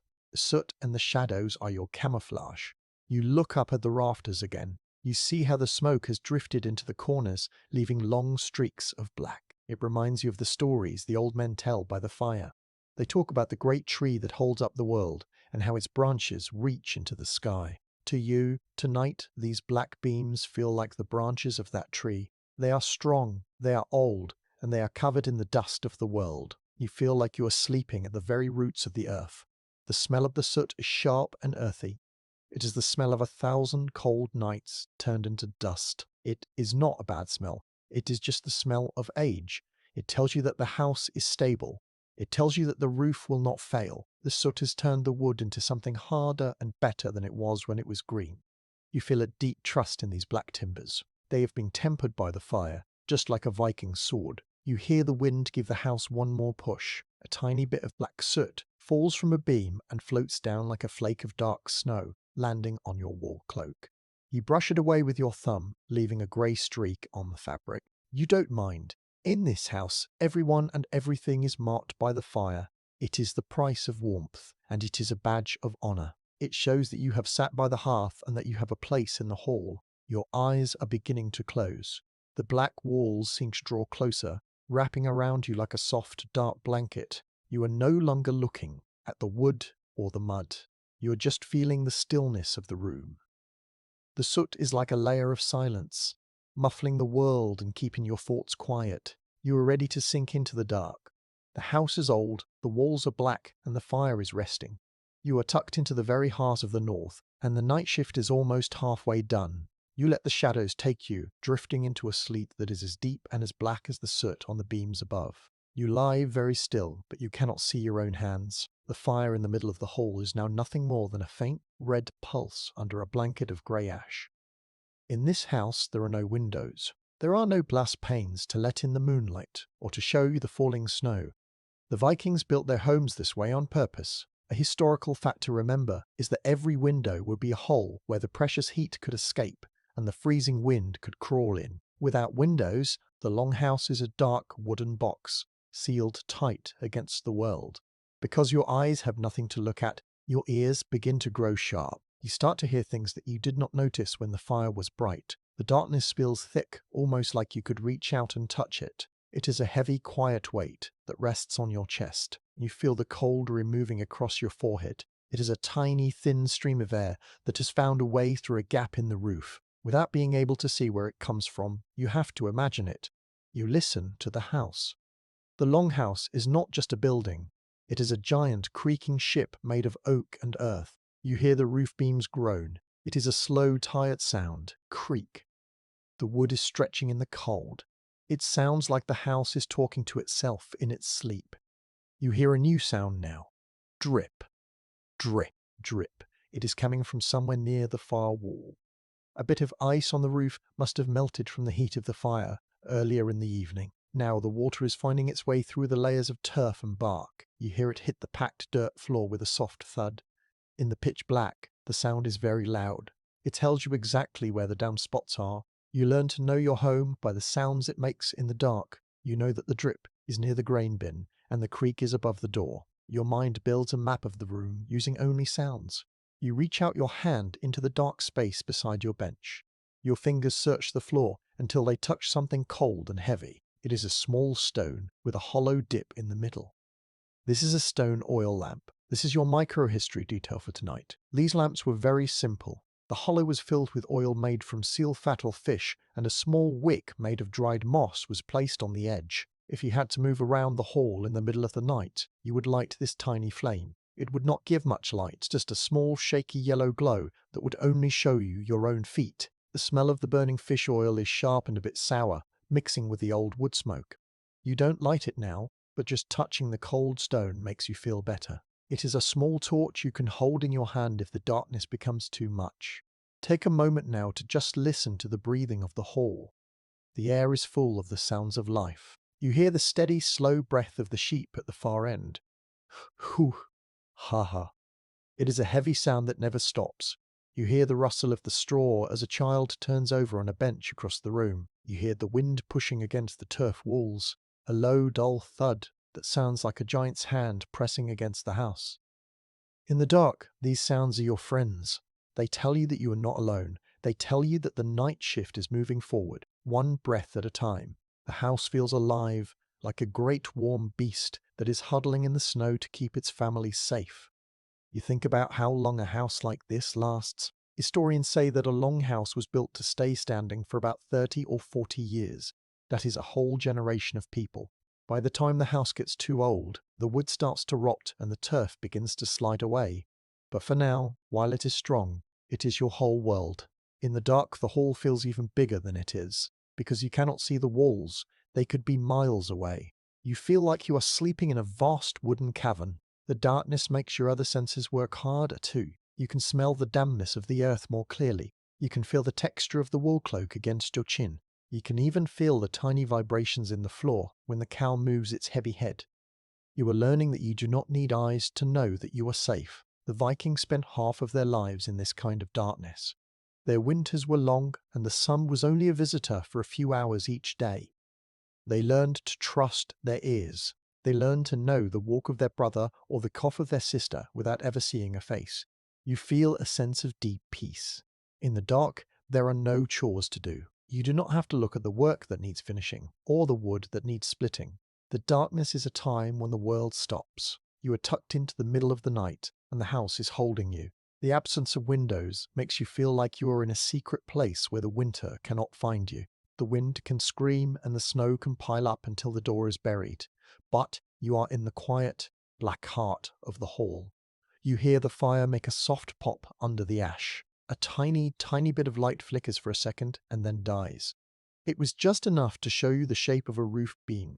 Now the dark is back, even deeper than before. You pull your cloak tighter. The wall is warm and heavy. You are not afraid of the dark. To a Viking, the dark is just the time for the house to rest. It is the time for the stories of the day to turn into dreams. You feel your eyelids getting very heavy. Your ears are still listening, but the sounds are becoming softer. The drip of the water is like a clock, ticking away the minutes of the night. The groan of the timber is like a low song. You are sinking into the straw, and the darkness is wrapping around you like a soft black blanket. You are a watchman of the night, and you have heard the house say that all is well. You let the sounds carry you away, drifting into a sleep where the world is made of shadows and the only light is the one you carry in your heart. You are safe in the wood and dark, and the morning is still a long way off. You lie in the deep shadows, and your mind begins to think about the trees that made this hall. You can feel the strength of the house in the bench beneath you and the heavy posts that stand like silent guards in the dark. To build a house this big, the Vikings had to be very strong and very clever. They did not have sawmills or big machines. Every piece of wood you see was once a living tree in a thick forest, brought down by the swing of a heavy iron axe. You imagine the sound of those axes, a sharp rhythmic thack thack thack echoing through the cold woods. The Vikings were master woodworkers. A simple historical fact you should know is that they did not use saws to make the planks for their benches or their doors. Instead, they used a method called splitting. They would find a tall, straight oak tree and drive wooden wedges into the end of the log with a heavy hammer. The wood would crack and split along the grain, creating long, flat boards. This was much harder work than using a saw, but it made the wood much stronger. Because the grain of the wood was not cut, the planks would not warp or break easily. Your bench is made of one of these split planks. It is wide and thick, and even after many years, it is as straight as the day it was made. You run your hand along the edge of the bench. You can feel the marks left by the tools. The wood is not perfectly smooth like a table in a modern house. It has little ridges and dips where the craftsman used a tool called an adze. This is your microhistory detail for tonight. An adze is a special kind of axe with a blade that sits sideways. The woodworker would stand over a log and swing the adze toward their feet, shaving off thin curls of wood. It took a very steady hand and a lot of practice. If you look closely at the posts in the firelight, you can see the scalloped marks left by the blade. It looks like the scales of a fish or the waves on the sea. Each mark is a reminder of the human hands that shaped the shelter. The wind smells faint now, mostly hidden by the smoke, but if you put your nose close to the post, you can still catch a whiff of old sap and dry timber. It is the smell of the forest brought inside. You think about how much wood it took to keep this house standing and the fire burning. Hundreds of trees had to be felled, trimmed and hauled through the snow by oxen or by teams of men. It was a massive job that took the whole village working together. In the north, wood is life. It is your heat, your home, and your transport. Every log in the hearth is a gift from the forest. Take a moment now to just feel the weight of the timber around you. The hall is very still. You hear the wood make a tiny ping sound as it shrinks in the cold. You realize that the house is always moving just a little bit. It is not a dead thing. It is made of organic material that reacts to the heat of the fire and the ice of the night. You feel a deep respect for the carpenters. They knew how to join these massive beams together using only wooden pegs and clever notches. There is no glue here and very few iron nails. The house stays up because the wood is fitted together like a giant puzzle. It is a masterpiece of simple engineering. You look at the roof beams again. They are so thick that it would take 2 men to reach their arms around them. These are the king posts, the most important parts of the building. They hold up the entire weight of the turf and the snow. If they were to fail, the house would collapse in an instant, but they do not fail. They are made of the heartwood of the oldest trees, chosen for their straightness and their strength. You feel safe beneath them. They are like the giant shoulders of an ancestor holding up the sky so that you can sleep in peace. The work of felling trees and shaping them was mostly done in the autumn, before the deep snow made the forests too difficult to enter. You imagine the men coming home at dusk, their clothes smelling of pine resin and their muscles aching from the weight of the axes. They would sit by a fire just like this one, eating hot stew and resting for the next day of labor. This house is the result of thousands of hours of that hard work. It is not just a building, it is a monument to endurance. You shift your position on the furs and your elbow bumps the wooden post. It feels cold and as solid as stone. You think about how the Vikings decorated their wood. On the posts near the chieftain's seat, there are carvings of dragons and twisted vines. They are not just for beauty. They are there to show the power of the family and to ask for protection from the spirits of the woods. Even in the dark, you can feel the deep lines of the carvings with your fingers. They feel like a secret language carved into the bones of the house. The night shift continues, and the wood continues to guard you. You are tucked into a shell made of ancient trees. You feel a connection to the forest outside, even though you are sealed away from it.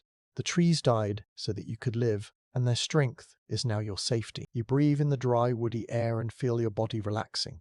The hardness of the timber is a comfort because you know it will not break. Your eyes are closing now. The shapes of the beams are fading into the darkness. You are no longer thinking about axes or adzes or heavy logs. You are just feeling the solid, unmoving presence of the timber. The house is a wooden fortress, and you are its guest. You let the strength of the oak pull you down into a deep, heavy sleep. The trees are standing watch, and the long house is firm. You are safe in the heart of the wood, and the morning is still a long, quiet way off. You lie on your side and look down at the floor. In the very dim red light of the dying fire, you notice something strange. You're not level with the ground outside. To get into this house, you had to step down. The floor of the long house is dug deep into the cold earth. It is as if the whole building has decided to sink into the soil to hide from the wind. You reach out your hand and touch the packed dirt near the edge of your bench. It feels cool, damp, and very firm. It is not like the soft garden soil you might find in the summer. This earth has been beaten down by the feet of many people until it is as hard as a stone pavement. A simple historical fact for you to think about is that many Viking houses were built this way. They are sometimes called sunken houses.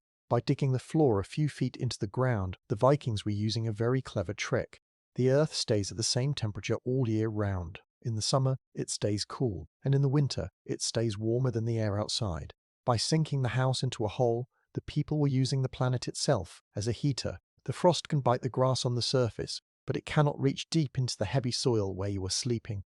You are being cradled by the land, held in a warm, dark pocket of dirt and timber. You look at the bottom of the wooden posts. They disappear right into the floor. You can see how the dampness of the earth has made the wood dark near the bottom. The smell of the house changes when you think about being below the ground. It smells like old roots and wet clay. It is a very quiet smell. It does not move like the smoke or sting like the fire. It just sits there, heavy and still. It makes you feel like you're in a burrow or a secret cave. The night shift feels much safer when you know that half of your house is protected by the very bones of the world. You reach down into a small hollow in the dirt floor near the leg of your bench. Your fingers find something small and hard. You pull it out and hold it near your face. It is a weaving pick made from a piece of smooth deer antler. It is about as long as your hand and has a sharp point at one end. This is your micro-history detail for tonight. Tools like this were often lost in the dirt floors of long houses. Women would sit on these benches for hours, weaving thick wool cloth on tall frames. Sometimes, a tool would slip and fall into the straw or get buried in the soft dirt near the wall. This pick was used to push the threads together to make the fabric tight and strong. It feels oily and smooth in your hand, polished by years of work. Finding it here is like finding a tiny piece of someone's life from a long time ago. Take a moment now to just feel the silence of the earth. You cannot hear the snow hitting the bottom of the walls. You cannot hear the grass snapping in the frost. Because you are below the level of the yard, the ground swallows all the tiny noises of the night. It is a deep, heavy silence that makes your ears feel full. You feel a sense of peace that you cannot find anywhere else. The wind is screaming across the roof. But down here, in the hole, the air is perfectly still. You are tucked away where the winter cannot find you. You think about the men who had to dig this hole. They used shovels made of wood and picks made of iron or bone. They had to move tons of heavy, wet clay before they could even start building the wooden frame. It was a lot of extra work, but they knew it was worth it. Every inch they dug into the ground was another inch of warmth for their children. The Vikings were not afraid of hard work if it meant their families would survive. They lived close to the earth because the earth was their best friend in the cold. You look at the way the walls meet the floor. There is a small ledge of dirt that runs all the way around the room. On this ledge, people have placed small jars, extra boots, and bundles of dried herbs. It is a natural shelf provided by the ground. You see a small jar made of dark clay. It probably holds salt or fat for cooking. In the flickering light, the jar looks like it is growing out of the wall. Everything in this house feels like it belongs to the land. You are not just on top of the world, you are part of it. The warmth from the fire stays in the room longer because of the sunken floor. The cold air, which is heavy, stays at the bottom of the hole, but the warm air from the hearth fills the space where you are lying. It is a very smart way to manage the heat. You feel the warmth on your cheek, even though the fire is very low. You pull your furs up to your chin and feel the weight of the wool cloak. You are wrapped in layers of fabric, and the house is wrapped in layers of earth. You hear a small sound, a tiny beetle, moving through the straw on the floor. In the deep quiet of the sunken house, even the walk of a bug sounds loud. You watch a tiny bit of dust fall from a beam and land on the dirt floor. It does not make a sound. You feel your heartbeat slowing down to match the slow, heavy pulse of the ground. You are not a visitor anymore. You are a part of the house. You're a part of the night shift that never ends until the spring thaws the soil. Your eyes are getting very heavy. The darkness of the hole is very comforting. It is a soft, deep black that does not have any edges. You feel like you are sinking into the earth yourself, becoming a part of the hill. The wind is still out there, but it is a world away. You are safe in your burrow of oak and antler. You are safe in the silence of the sunken floor. You let go of your thoughts, letting the heavy, cool smell of the soil pull you down into a dream. You are a watchman of the roots and the rocks, and tonight the earth is holding you tight. You close your eyes, and the last thing you feel is the solid, unmoving warmth of the ground beneath your home. You lie on your back and look up into the deep shadows of the high roof. You are thinking about the air you are breathing. It is thick and grey, but it is moving. Even though the long house is sealed tight against the frost, it is not a closed box. It has to breathe, just like you do.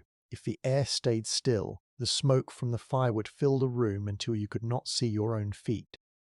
You watch a thin ribbon of smoke as it travels up, swirling in slow circles. It is looking for a way out. The Vikings were very clever about how they moved the air. A simple historical fact you should know is that they used small openings in the roof called lådor, or smoke holes. These were not just holes left by mistake. They were placed at the very top of the roof where the two sides of the house meet. Because hot air and smoke always want to go up, they flow naturally toward these gaps. It is a simple law of nature that the Vikings used to keep their homes livable. You can see a tiny bit of the dark night sky through the hole above you. It looks like a small black square cut out of the grey haze. But moving the air is a dangerous game in the winter. If the hole is too big, the warmth from the fire escapes into the sky and the room becomes an icebox. If the hole is too small, the smoke stays and chokes you. To fix this, the Vikings used a special tool. You look up and see a long, thin wooden pole hanging down from the roof hole. At the top of the pole is a flat board covered in a piece of thick leather. This is your micro-history detail. It is called a shingle pole. By pushing or pulling this pole, someone can move the board to cover the hole or open it just a little bit. It is like a valve for the whole house. Tonight, the pole is pulled tight, leaving only a tiny crack for the smoke to escape. This keeps the heat inside, right where you need it. Take a moment now to just listen to the air moving. The house is very quiet.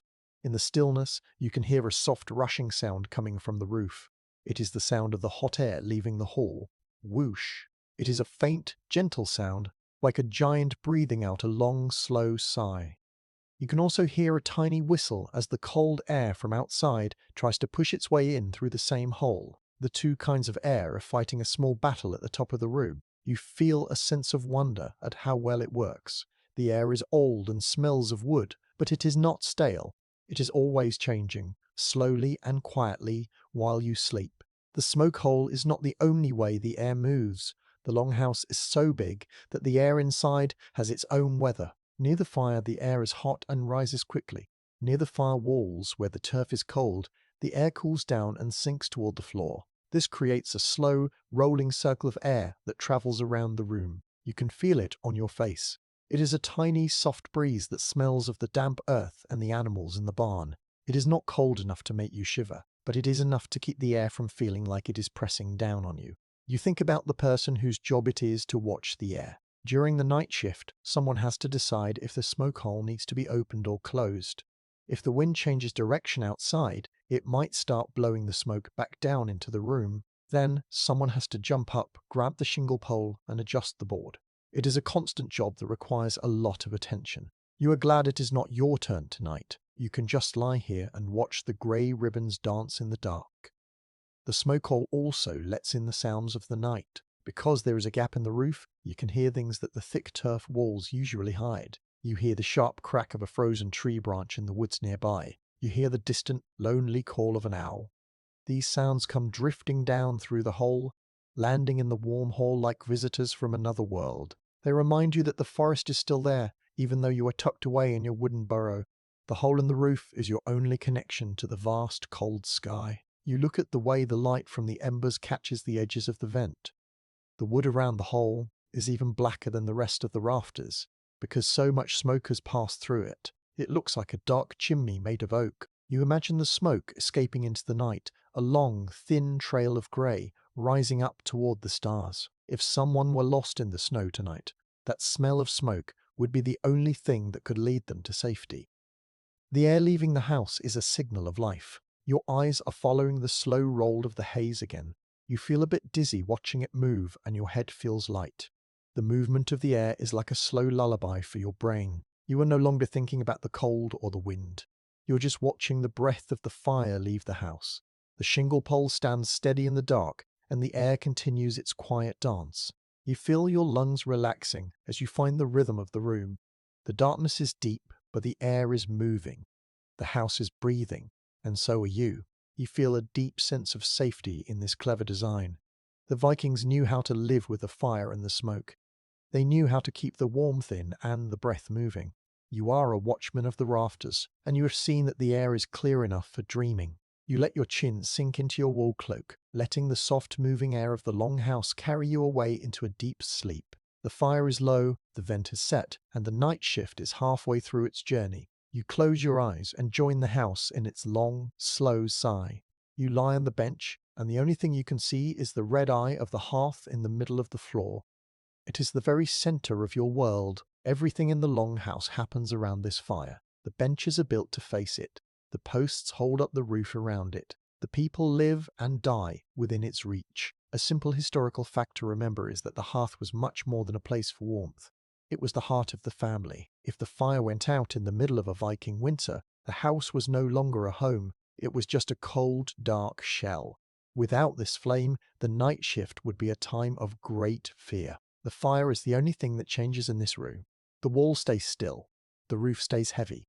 But the fire is always moving. Even now, when it is mostly glowing coals, it seems to have a life of its own. You watch a tiny blue flame dance over a piece of charred birch wood. It is a ghost of the big fire from earlier. The heat from the pit is the only thing keeping the dampness of the earth from turning into frost on the floor. The stones that line the pit are very important. They act like sponges for the heat. They soak it up all evening while the fire is big, and then they slowly breathe it back out all through the night. You reach out and touch the edge of your wool blanket. Your fingers find a small, hard object tucked into the fabric. You pull it out and look at it in the red light. It is a striker light made of iron. This is your micro-history detail for tonight. A striker light is a small, curved piece of metal that you hold in your hand. To start a fire, you would hit this iron against a piece of hard flint stone. This would make a tiny spark that you would catch on a bit of dried mushroom called tinder. It is a very difficult thing to do when your fingers are frozen and the room is dark. This is why the Vikings never wanted their fire to die. Keeping the fire going was easier than starting a new one. This little piece of iron is a symbol of the struggle to stay warm. Take a moment now to just feel the power of the fire. The room is very quiet. The only sound is the soft, rhythmic hiss of the embers. You feel the heat on your face like a gentle glow from the sun. In the modern world, light is everywhere at the touch of a button. But here, light is a precious thing. It is a gift from the wood and the earth. You realize that the fire is what keeps the family together. It is the place where stories are told and where food is shared. In the dark, the fire is a promise that tomorrow will come. It is a small piece of the sun that you have brought inside to guard you. You look at the way the light hits the faces of the other sleepers. Their skin looks like warm gold. Even the animals in the far end of the hall are touched by the fire. You see the light reflecting in the eye of a cow. It looks like a tiny orange star in the shadows. The fire connects everyone in the house. You are all part of the same circle of warmth. The night shift is a shared journey, and the hearth is your guide. You think about the logs that are burning.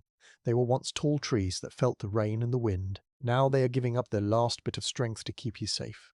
The wood turns into light, then into heat, and finally into grey ash. It is a beautiful change to watch. You feel a deep sense of respect for the wood. You know that every log had to be carried and chopped. Every spark is the result of hard work. The fire is not free, it is earned. The air near the hearth is the warmest place in the house. If you were to stand up and walk away from the stones, you would feel the cold start to bite at your back. The heat only travels so far before the winter catches it. This is why the Vikings lived in such tight spaces. They stayed within the circle of the fire. You feel like you are in a small, warm bubble.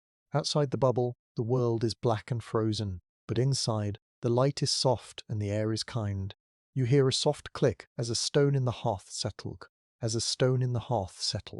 The fire is slowly turning into dust. You know that in a few hours, someone will rise and add more fuel.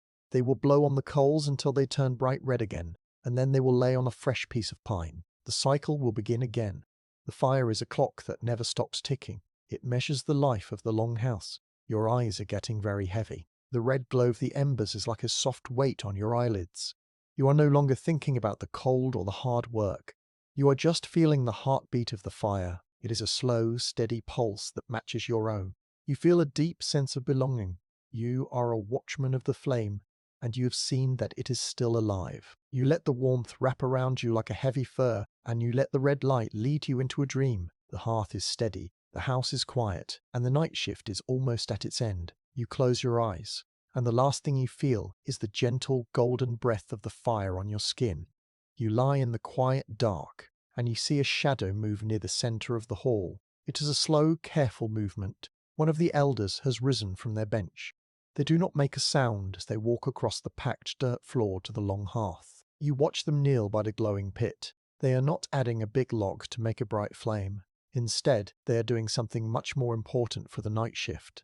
They are banking the fire. They take a heavy wooden shovel and begin to scoop up the grey ash from the edges of the pit, gently spreading it over the red-hot coals. A simple historical fact to remember is that the Vikings were masters of saving their resources. Ash is a wonderful thing.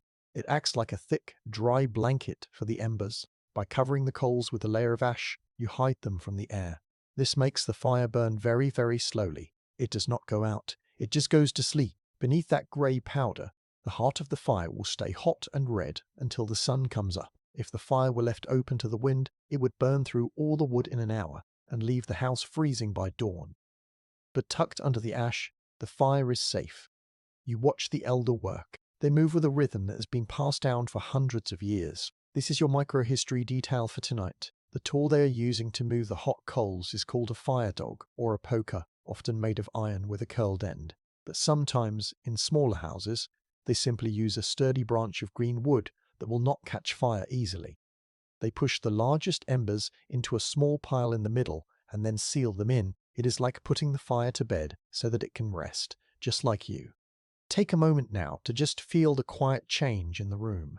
As the ash covers the glow, the hall becomes much darker. The long shadows on the rafters disappear, and the room feels smaller. You can hear the soft shush-shush of the ash being moved. It is a dry, dusty sound. The sharp hiss of the burning wood stops, replaced by a deep, muffled warmth. You feel a sense of relief. You know that when you wake up in the morning, the fire will still be there. You will not have to stand in the freezing dark with your flint and iron trying to make a spark. The house will wake up with a warm heart. You think about how much work goes into just keeping a fire alive. Every piece of wood was chopped. Every ember is a treasure. The ash itself is useful too. In the morning, some of it will be gathered to help clean the cooking pots or to be spread in the animal pens to keep them dry. In a Viking home, nothing is ever wasted. Even the dust from the fire has a job to do. You feel a deep respect for this way of living. It is a circle where everything has a place and everything is cared for. The elder finishes their work and stands up slowly. You hear the soft creak of their knees and the rustle of their woolen tunic. They look at the grey mound in the hearth one last time, then walk back to their bench. The hall is now truly dark, save for a tiny pin-prick of red light peeking through a crack in the ash. It looks like a single distant star. You watch that tiny light until your eyes feel heavy. The fire is sleeping, and now you can too. The air feels different now that the flames are gone. It is steadier. The heat is not jumping out at you anymore. It is just a soft, even presence in the room. You pull your reindeer skin up to your chin. The fur is warm, and the wool cloak above you is heavy. You feel like you are tucked into a safe corner of the world.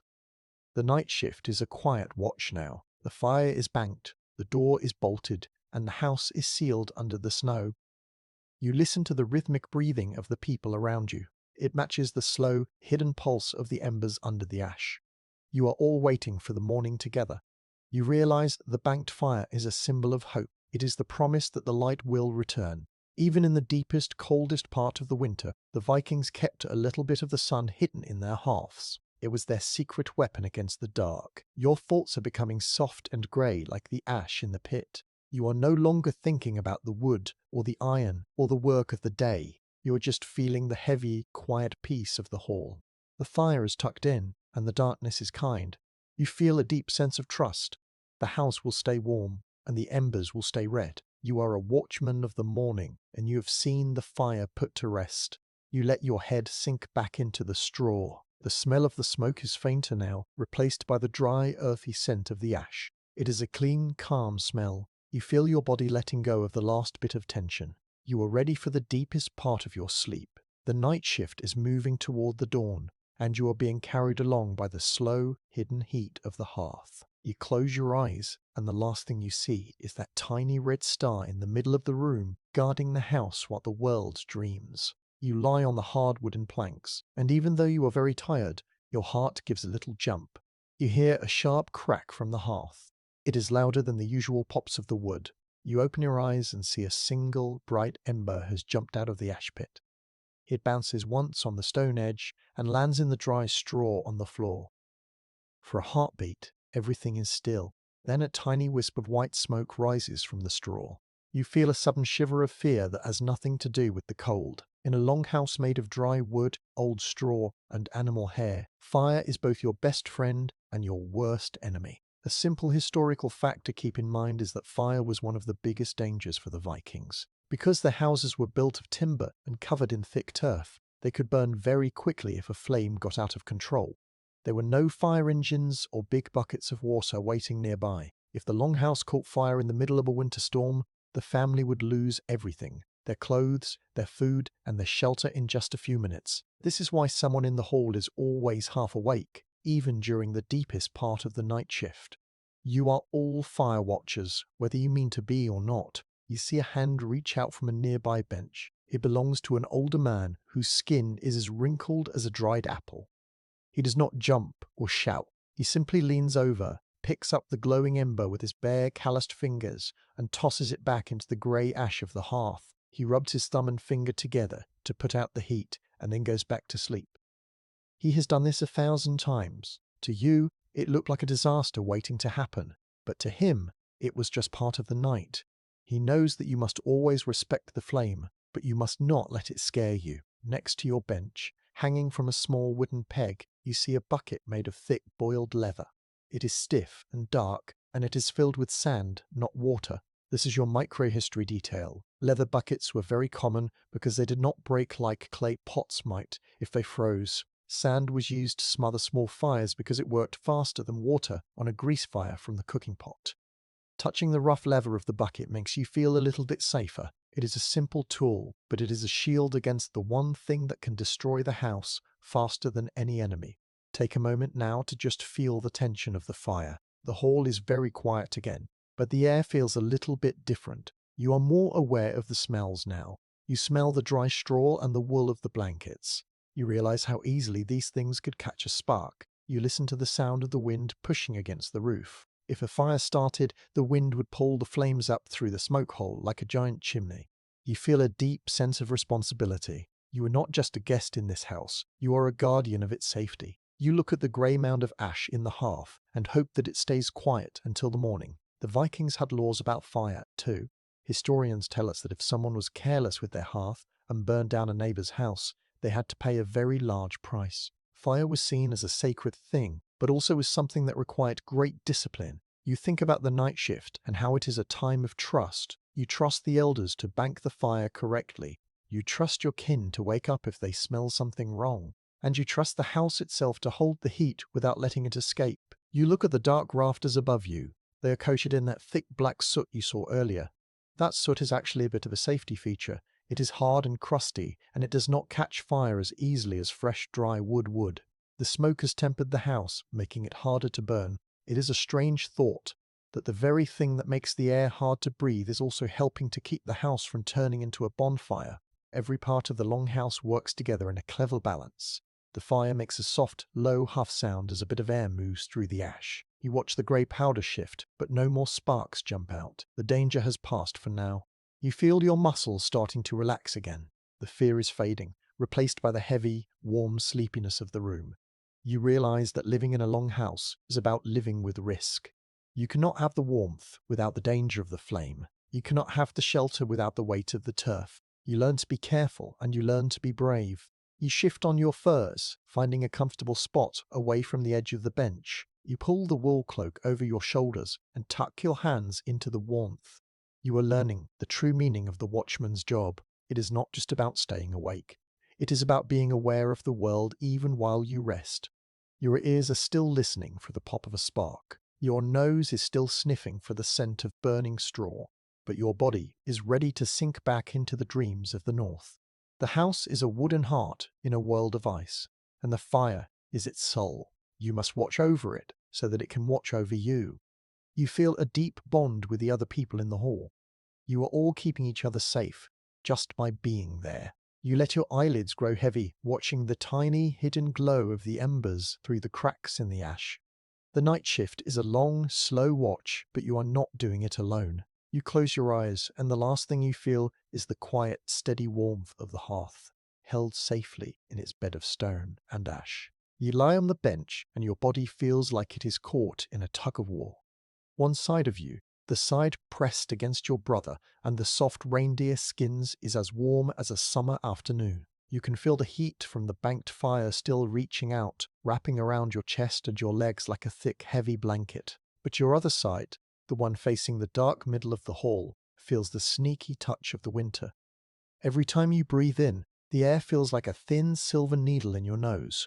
This is the truth of the night shift in a long house. You are always living between the heat and the ice. A simple historical fact for you to know is that the temperature inside a long house was never the same from one corner to the other. Near the hearth, it might be warm enough to make you sweat, but near the doors or the far walls where the animals sleep, the water in a bucket might have a thin skin of ice on it by morning. The Vikings did not have a way to make the air stay even. They just moved their bodies to find the best spot. If you were too hot, you moved toward the wall. If you were too cold, you squeezed closer to the fire. You were like a cat, always searching for the tiny pocket of air that feels just right. You feel a sudden, sharp draft whistle past your ear. It is a tiny stream of freezing air that has found a tiny crack in the oak door. It feels like a cold finger touching your skin. You pull your wool cloak higher, tucking it right under your chin to block the draft. This is your microhistory detail for tonight. The Vikings used small pieces of scrap wool or old matted animal hair to caulk these cracks. They would take a small wooden stick and poke the wool into the gaps between the planks to stop the wind. You reach out your hand and feel a bit of the wool stuffing in the wall near your head. It feels oily and clumped together, but it is doing its job. It is a tiny wall against a giant winter. Take a moment now to just feel the two worlds touching your body.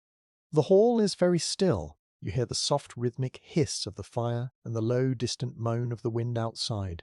On your left, you feel the warm, steady heartbeat of your kin. On your right, you feel the vast, empty cold of the dark room. You are the bridge between the two. It is a strange feeling, but it is not a bad one.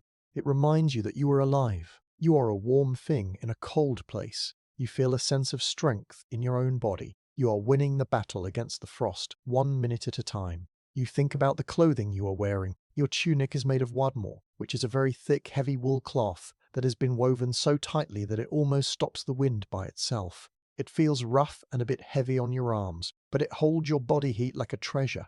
The Vikings knew that the best way to stay warm was to wear many layers. You have your linen shirt, then your wool tunic, and finally your big wool cloak. It is like being inside a nest made of fabric. You realize that you carry your own little house with you wherever you go, made of the fleece of the sheep in the barn. The air near the floor is the coldest. You are glad your bench is raised up on the wooden posts. Down in the shadows near the dirt, the cold air sits heavy and still. You see a small dog curled into a tight ball in the straw on the floor. It is shivering just a little bit, its nose tucked under its tail to keep its breath warm. You reach down and whistle softly, a tiny sound in the dark. The dog looks up, its eyes reflecting a tiny bit of the red ember light, and then it hops up onto the end of your bench. It settles near your feet, its warm, furry weight feeling like a living heater. Now, you have one more layer of warmth. You look at the smoke hole again. The draft from the door is pulling the smoke in a slow, swirling circle. You see the grey mist dancing in the dark. It shows you exactly how the air is moving. It moves in waves, sometimes warm and sometimes cold. You learn to breathe in the rhythm of the room. You wait for the warm wave to pass over you, and then you duck your head when the cold draft follows. It is a slow, quiet dance that you do every night without even thinking about it. The night shift is a time of balancing. You balance the fire so it does not go out, and you balance your body so it does not freeze. You feel a deep respect for the people who live here. They do not have a button to turn up the heat. They have to use their brains and their hands to find warmth. They have to build walls of turf and weave cloaks of wool. They have to stay together. You are learning survival is not something that just happens. It is something you make. Your eyes are starting to close. The feeling of the cold draft is becoming softer, like a distant memory. The warmth of the dog at your feet and the kin at your side is winning the tug of war. You feel your body becoming heavy and still. You are no longer bothered by the different temperatures. You are just a part of the house, a warm soul in a wooden shell. The ice is outside and the fire is inside, and you are exactly in the middle where you belong. You let your thoughts drift away like the smoke in the rafters. The night shift is almost over, and the dawn is starting to think about returning. You feel a deep sense of peace. You are tucked in, you are shielded, and you are warm enough to dream. You close your eyes, and the last thing you feel is the soft, steady pulse of the house, holding you in the balance between the fire and the frost. You are safe in the watchman's world, and the morning will find you ready. You lie in the quiet dark, and your mind begins to play with the shapes in the room. The long fire is now just a few red eyes peeking through the ash, and the rest of the hall is a world of deep, moving shadows. Without the bright light of the day, the pillars that hold up the roof do not look like wood anymore. They look like the legs of giants. The carvings on the posts seem to twitch and shiver whenever a tiny bit of light catches them. You see a dragon's head carved high up on the beam, its wooden eyes looking down at you. In the flickering gloom, it looks like the dragon is breathing the smoke that hangs in the rafters. The Vikings were a people who lived with stories as much as they lived with wood and iron. A simple historical fact to remember is that the Long House was a place where the world of men and the world of spirits lived together. At night, when the wind howled like a hungry wolf and the shadows danced on the walls, it was easy to believe that ghosts or gods were walking in the dark. These stories were not just for fun. They were a way to explain the scary things in the world. If a floorboard creaked, maybe it was a spirit of the house. If the fire suddenly flared up, maybe a god was passing by. You reach out your hand and touch the carved post next to your bench. The wood is cool, and your fingers follow the deep swirling lines of the pattern. You feel a knot that turns into a snake's tail, and then a wing, and then a sharp beak. This is your microhistory detail. Many of these carvings were painted in bright, bold colors like red, white, and yellow. They used paints made from crushed stones and earth mixed with oil. In the bright sun, the hall would look like a rainbow, but at night, the colors disappear. All you can feel is the shape of the story under your fingertips. The carvings were there to guard the family, acting like silent soldiers who never sleep. Take a moment now to just look into the shadows. The hall is very still. You see a long shadow on the wall that looks like a man standing with a spear. It is only the shadow of a hanging wool cloak and a walking stick, but in the half dark, your mind makes it real. You feel a tiny prickle of fear, but it is a safe kind of fear. It is the feeling of being in a world that is much bigger than you are.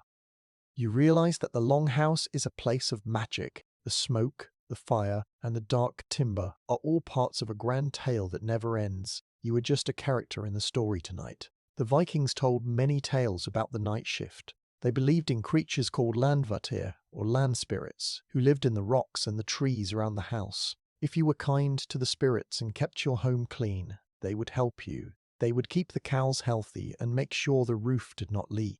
But if you were lazy or mean, the spirits might bring bad luck or sour the milk. You think about the small bowl of porridge that was left on a stone near the door earlier this evening. It was an offering, a small gift for the spirits of the house. It is a simple trade, a bit of food for a peaceful night's sleep.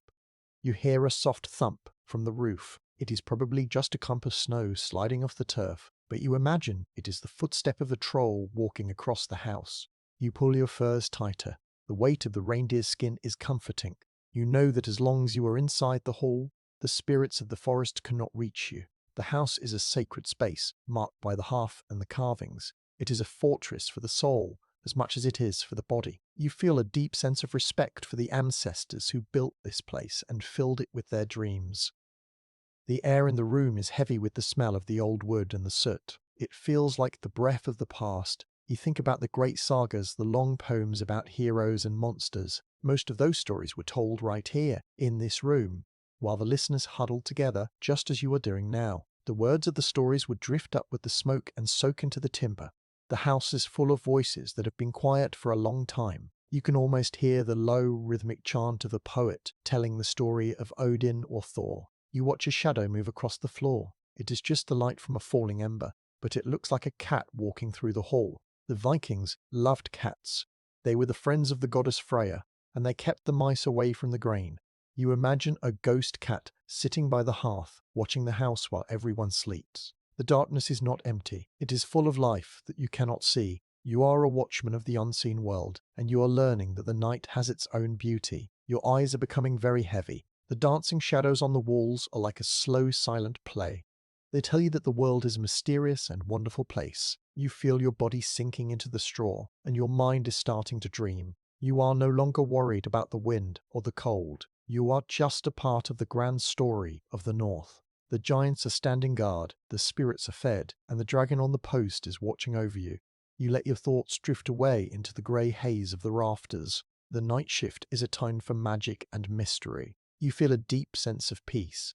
The shadows are your friends, and the house is your temple. You are safe in the arms of the old stories. You close your eyes, and the last thing you see is the flickering orange light dancing on the black wood, leading you into a dream of ancient kings and silver stars. The longhouse is quiet, and the spirits are at rest. You lie in the dark, and you notice how the hall is not just one big room, but a map of many small worlds. Even though everyone is under the same roof, the longhouse is divided into tiny islands of life. Each family has its own space on the benches, and each group has its own small light. You look across the hall and see a tiny yellow flame flickering in a corner. It is a small oil lamp, a little stone bowl filled with seal fat. Near it, a mother is leaning over her child, adjusting a blanket. They are in their own little bubble of warmth, separate from yours, yet part of the same house. The Vikings were very social people, but they also knew how to make their own private spots in a crowded place. A simple historical fact to remember is that the Longhouse was a communal home. Communal means that everyone shares the space. Some halls were so big that 50 or 60 people lived inside them at the same time. To keep things orderly, the house was divided by the heavy wooden posts. Each space between two posts was like a small flat for a family. You have your own bench, your own furs, and your own pile of straw. This is your kingdom for the night. You reach out and touch a small piece of fabric hanging from a peg near your head. It is a piece of heavy linen, woven with a pattern of blue threads. This is your micro-history detail for tonight. These pieces of cloth were often used as privacy curtains. While they were not thick enough to stop the noise, they could be hung between the posts to create a small wall. It made your sleeping spot feel a bit more like your own. You pull the linen slightly, feeling the rough texture. It smells faintly of the sea and the old soap used to wash it. It is a small thing, but it helps you feel less like you are sleeping in a barn and more like you are in your own bed. Take a moment now to look at the other islands of light in the hall. The room is like a dark ocean, with small glowing ships floating in it. You see the red heart of the main hearth, and then several smaller yellow dots from the oil lamps. In one corner, you hear the low murmur of voices, two men whispering about the hunt they will go on tomorrow. In another corner, you hear the soft lullaby of a grandmother singing to a baby. These sounds do not bother you. They are part of the hum of the house. You feel a sense of belonging. You are an island, but you are part of a chain. You are never truly alone, and that is the greatest comfort the night shift can give you. The division of the house was not just for people. You remember the far end of the hall, where the heavy wooden partition stands. That is the line between the humans and the animals. You can hear the cows breathing behind that wall. They have their own world too, with their own straw and their own smells. The Vikings lived so closely with their animals because they knew that every living thing was part of the same struggle to stay warm. The cow's breath helps heat the hall, and the hall's roof keeps the cow from freezing. It is a perfect circle of help. You think about the way the light moves between these islands. When someone walks across the floor with a torch, their shadow grows huge and then disappears as they move into another family's space. It is a world of shifting boundaries. You realize that the Longhouse is a very fair place. Everyone has a spot, and everyone has a duty to keep the house safe. Whether you are a chieftain on a carved seat or a servant on a simple bench, you are all breathing the same smoke and hiding from the same winter. The air in your little island feels slightly different than the air in the middle of the room. It is a bit cooler here near the wall, but it is also quieter. You have tucked your boots under the bench to keep them dry, and your iron knife is resting on a small ledge within reach. You have organized your small world to be exactly how you like it. You feel a sense of control. Even in a giant smoky hall, you have carved out a place that is yours. You hear a soft splash of oil as someone refills their lamp. The smell of the fat is strong for a moment, then it fades. You watch the tiny flame dance. It is so small, yet it is enough to show a mother the face of her child. You realize that you do not need much to be happy. A small light, a warm fur, and a place to call your own are enough to make the night shift a peaceful time. The Longhouse is a giant puzzle, and every person is a piece that fits perfectly. Your eyes are following the tiny yellow light across the room. It is very steady, like a small star that has come down to visit the hall. You feel your body getting heavier, and your mind is starting to settle into its own quiet island of dreams. You are no longer listening to the whispers or the snoring. You are just feeling the warmth of your own furs and the softness of your own straw. You are safe in your kingdom. The night shift is a time of quiet islands. The house is full of life, but it is a gentle, respectful life. Everyone is holding their own space, guarding their own flame, and waiting for the same sun. You feel a deep sense of peace. You are part of the map. You are a dot of warmth in the dark. You close your eyes, and the last thing you feel is the soft linen curtain brushing against your shoulder, sealing you into your own little world of rest. The Longhouse is wide, but tonight your world is just the size of your bench, and it is more than enough. You lie on the bench, and you notice that the grey cloud above your head has grown even thicker. The air near the rafters is now so heavy with soot that it looks like a solid ceiling of mist. You feel a small tightness in your chest, and you realize that to breathe well tonight, you must stay low. In the Viking world, the floor is your best friend when the fire is burning. The hot smoke always wants to climb toward the roof, leaving a small pocket of clearer air right near the dirt floor. This is why your bench is built low to the ground and why you are lying flat on your back. A simple historical fact to remember is that the smoke in a long house was one of the biggest challenges for a Viking's health. Because there were no chimneys, the smoke would often fill the top half of the room completely. Historians believe that Vikings spent much of their indoor life sitting or crouching low to stay beneath the haze. If you were to stand up quickly to reach for a tool, you might find yourself coughing and gasping in a thick black fog. But down here, near the cold earth, the air is much thinner and easier to pull into your lungs. You have learned to live your life in this lower world, moving quietly under the blanket of smoke. You reach your hand down to the floor to pick up a small object you dropped earlier. It is a hair comb made from the antler of a red deer. This is your microhistory detail. It has a curved back and many fine sharp teeth. It is held together by small iron rivets that have started to rust in the damp air. To keep the comb from breaking, you have rubbed it with a bit of pig fat, making it feel smooth and oily. This comb is a very important tool. In a house full of smoke, straw and animals, your hair gets very dirty and full of tangles. Every morning and every evening, you use this comb to clean your hair and keep it neat. It is a small piece of beauty in a world that can be very messy. Take a moment now to just feel the air moving near the ground. The hall is very quiet and the fire is just a faint, warm whisper. You feel a tiny, cool breeze moving across the dirt floor. It is fresh air coming in from the gaps under the heavy oak door. It smells of the clean snow and the frozen pine trees outside. This cold air stays low because it is heavier than the warm smoke. You breathe it in, and it feels like a drink of cold water for your lungs. You realize that the Longhouse is like a giant machine, always moving the air in circles to keep you alive. You are tucked into the best part of that circle, right at the bottom where the air is fresh. You think about the people who built this house. They knew exactly how high to make the benches and where to put the hearth.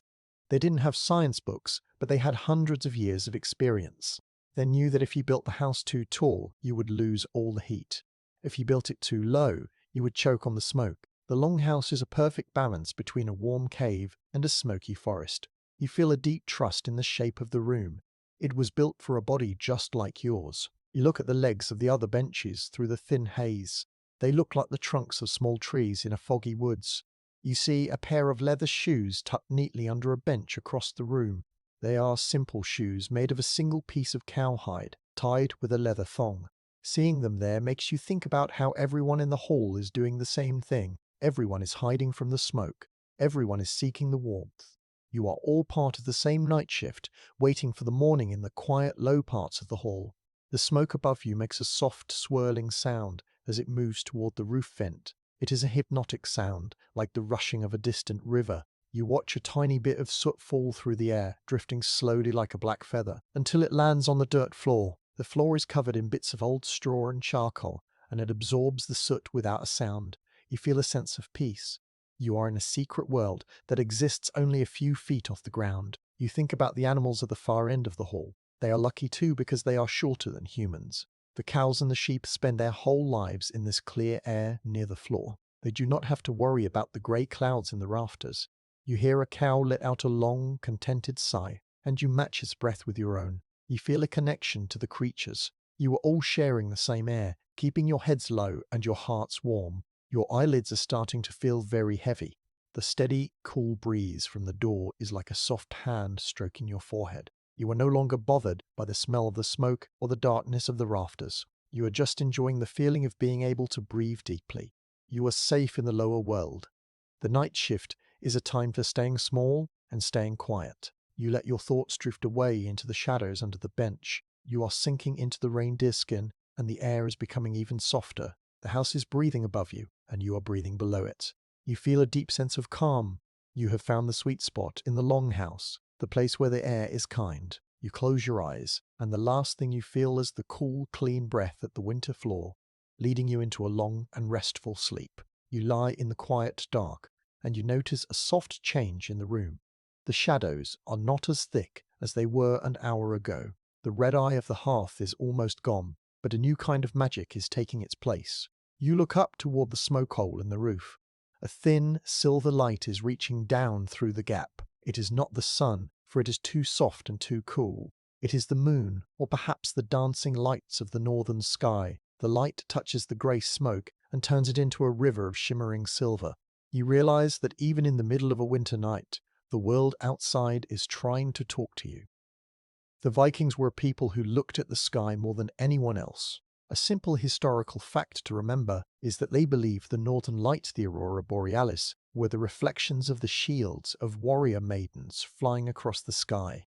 To a person sleeping in a long house, seeing a flicker of green or violet light through the roof hole was a sign that the gods were near. It was a reminder that even though you were tucked away in a hole of mud and wood, you were still a part of a vast, magical universe.